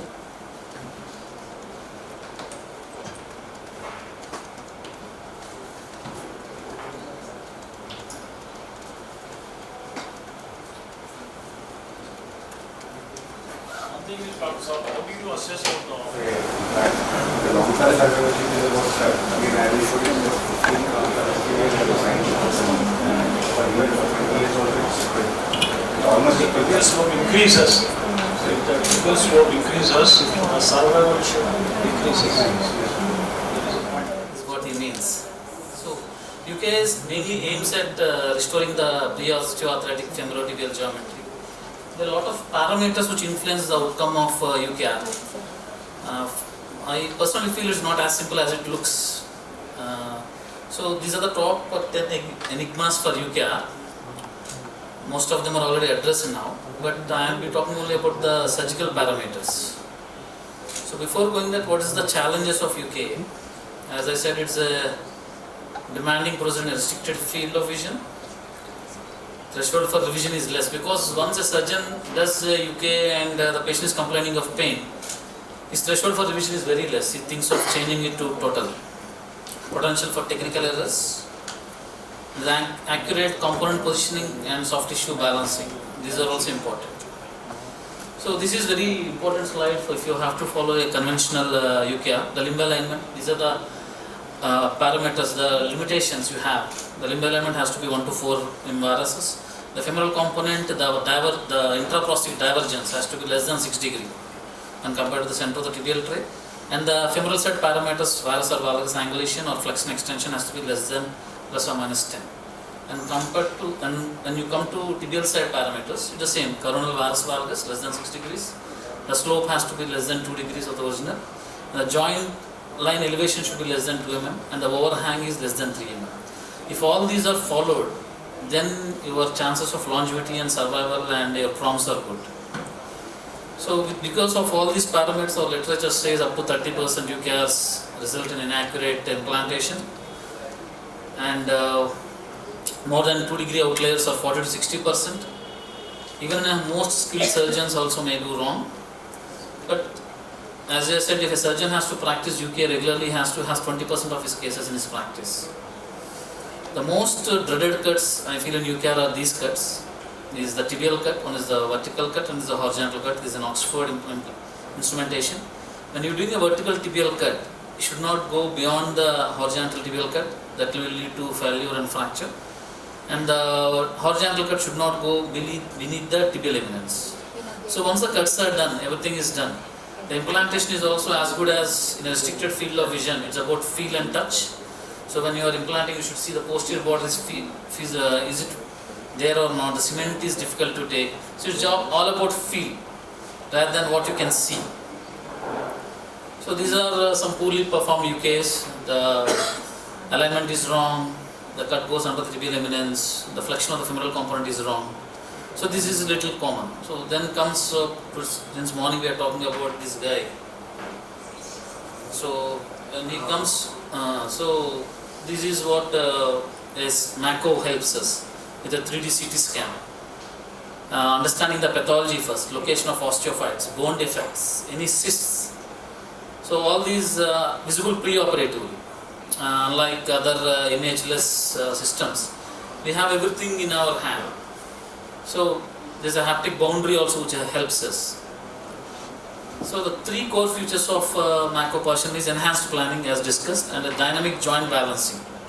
And the haptic guidance, which the saw or burr stops once the border is reached. That is also very important so that we don't damage any structure. So the pre-operative planning workflow, first a CT scan is taken. It's the same for TKR and hip also. CT scan, segmentation. Based on CT scan, we take the landmarks. We prepare the sizing of the tibia and the femur also. We have an idea. Tibial pre-plan, femur pre-plan. And once that is done, intraoperatively also we have to do a bone registration like other systems. Then once that is done, the system will give you a go-ahead. This is the intraoperative workflow. The gaps are captured, the balancing is done, the cartilage mapping and implant tracking. This is how it goes. So dynamic joint balancing is very important here. The ligament tension at 10 degrees, 45 degrees, 90 degrees, 120 degrees. All these are established and then this is balanced. We should make sure that it is not on the tighter side. It should be 0.5 to 1.5 loose. That will give a better thing. Just it should not go on the tighter side at any given point. So next, coming to the cutting, there are two ways of cutting. There is only burr only workflow and the other is a planar workflow. The burr only workflow where you have to cut every bone with the help of a burr. Either it's femur, tibia, everything. Now they came with a planar workflow where the time is also less consumed. So here we cut our tibial floor and the posterior femur with the saw and the remaining are with the burr. The important step, as I was saying, the vertical cut which should not go below the horizontal cut. That's where the robo stops us, not taking extra cut. So hence decreases the failure. The vertical cut in the robo is taken with a burr. So still there is definitely a bone, and the horizontal cut with the saw. So that step is preserved. So after our cut is done, our system tells us how the implant is tracking. So definitely there is a femoral component. This is where the tracking goes. It goes through the center of the implant, and this is the red tracking point, where at any given point of time the contact point is there. So after implanting, the robot tells us whether we are doing the right way. This cartilage mapping, generally we see it in conventional ways where if you undersize or oversize, the implant goes under or over the cartilage, so the particular tracking will go wrong. Here the cartilage mapping is done very nicely, so it will be in a continuous way, so there is no chances of patella maltracking. So this is a burr system which goes on, and the most important thing is it prevents overstuffing of the opposite side. This is very important because overstuffing of the opposite side will increase the pressure on the operated side and it gives early failure. So this also prevents overstuffing of the opposite side. So what it means to the patient by using a robo? It reduces surgical time and blood loss, unparalleled accuracy in implant position, smaller incision and reduced tissue trauma, and less pain due to reduced softness and faster recovery. Because the implant, there is no jigs used here, so definitely there is less pins involved. So coming to the literature, how our robo helps, there is an increased accuracy in delivering the plan which is pre-planned, and compared to manual cohort, the alignments are very accurate. And this other study which shows that there is a 55% lower pain compared to manual in the first 1 week, and at the 3 months follow-up there is a 50% better than the conventional surgery.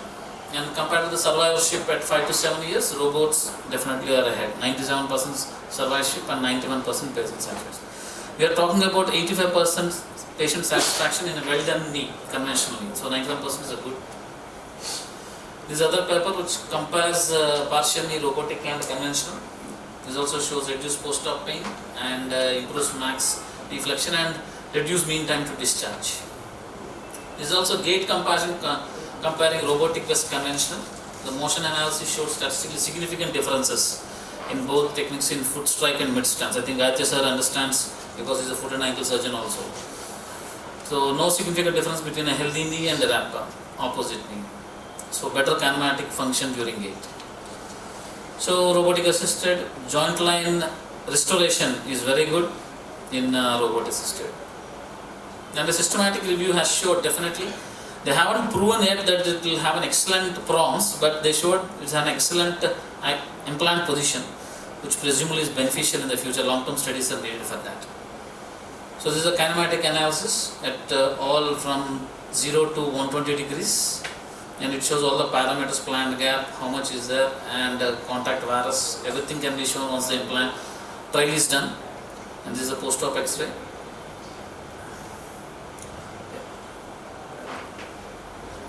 That's all. So definitely all this literature shows robo is better than conventional. So finally at the end of the day, we think all should say hail robo. That's the probably the thing. Yeah, thank you.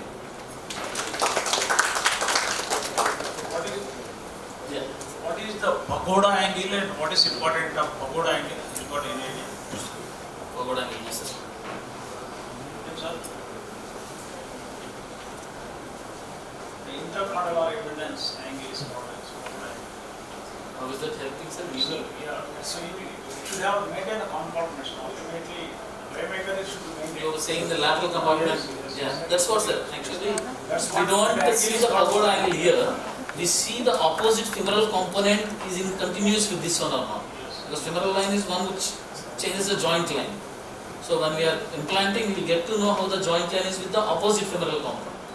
So that's what we see after implantation. If you see a post-op X-ray, we just see that line. That's what we see. That's what you referred to the last video. Yes, yes, sure.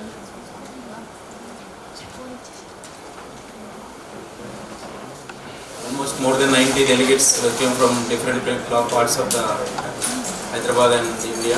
Thank you so much. I request our Executive Director Dr. Swarup sir to hand over moment to Ashok Raj sir.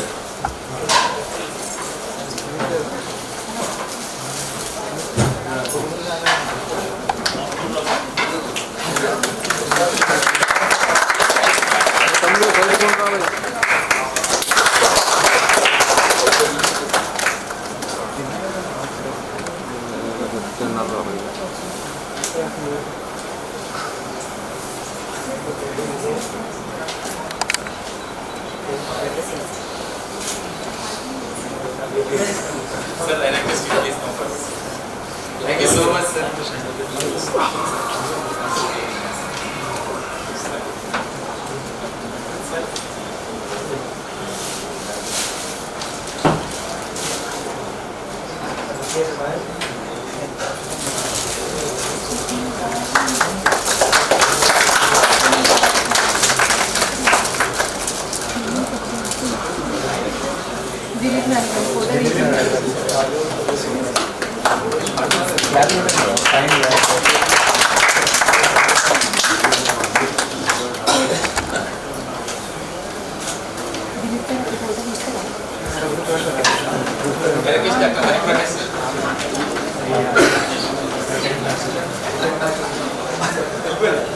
I request Bhuvneshwar sir, please.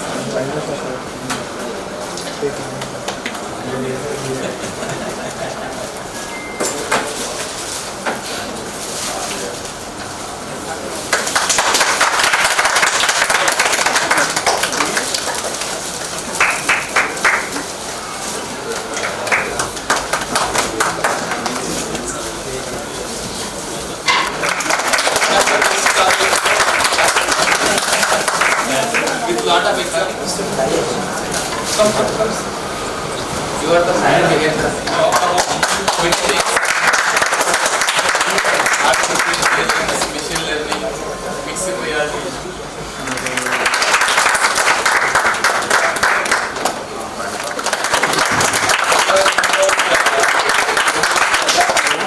Within 1 hour 20 minutes. And also we are transforming complete supply chain. We are actually creating one-stop solution for the doctors who doesn't have time to procure all the products from multiple vendors. So kindly approach Meadowline for the one-stop solution for all your requirements. We are also a doctor-friendly company. We are also working on capital engineering or intensive products like Scat Lab and CT scan or any 1 crore above equipment. We are also co-invest in those brands, and we are also co-build hospitals with the doctors. 80% investment by Meadowline and 20% investment by the doctors. Thank you. All the best. 3 years company. Quality wise 100% guaranteed and in manufacturing and the state of manufacturing facilities. Thank you for giving this opportunity. Once they have given me opportunity to make a stall in your hospital. Thank you for all.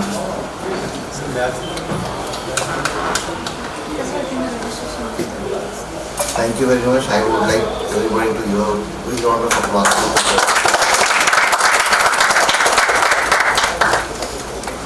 Must come this way. Does not happen, sir. Once that's doing that. You should not block one. Yes. Next time we'll do that. Yes. But I keep in mind. Thank you. Thank you. Thank you once again. Thank you for giving this opportunity. Thank you so much. Can I have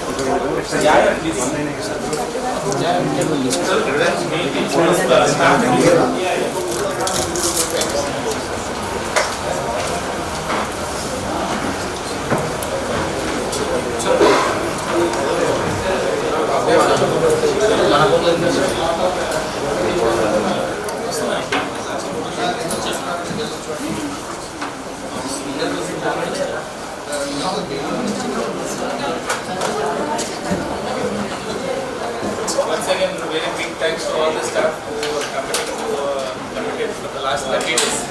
Sai, CEO, Market. Brahman, good afternoon. You don't know, tondar vaste nanu isto. Camera set. Awesome. Chalo. Use sir. Sir, unna sir. Smile, smile. మీరు వచ్చేవారికి ఇబ్బంది బాగుంది ఎక్కడ ఏ చిన్న ఇబ్బంది లేదు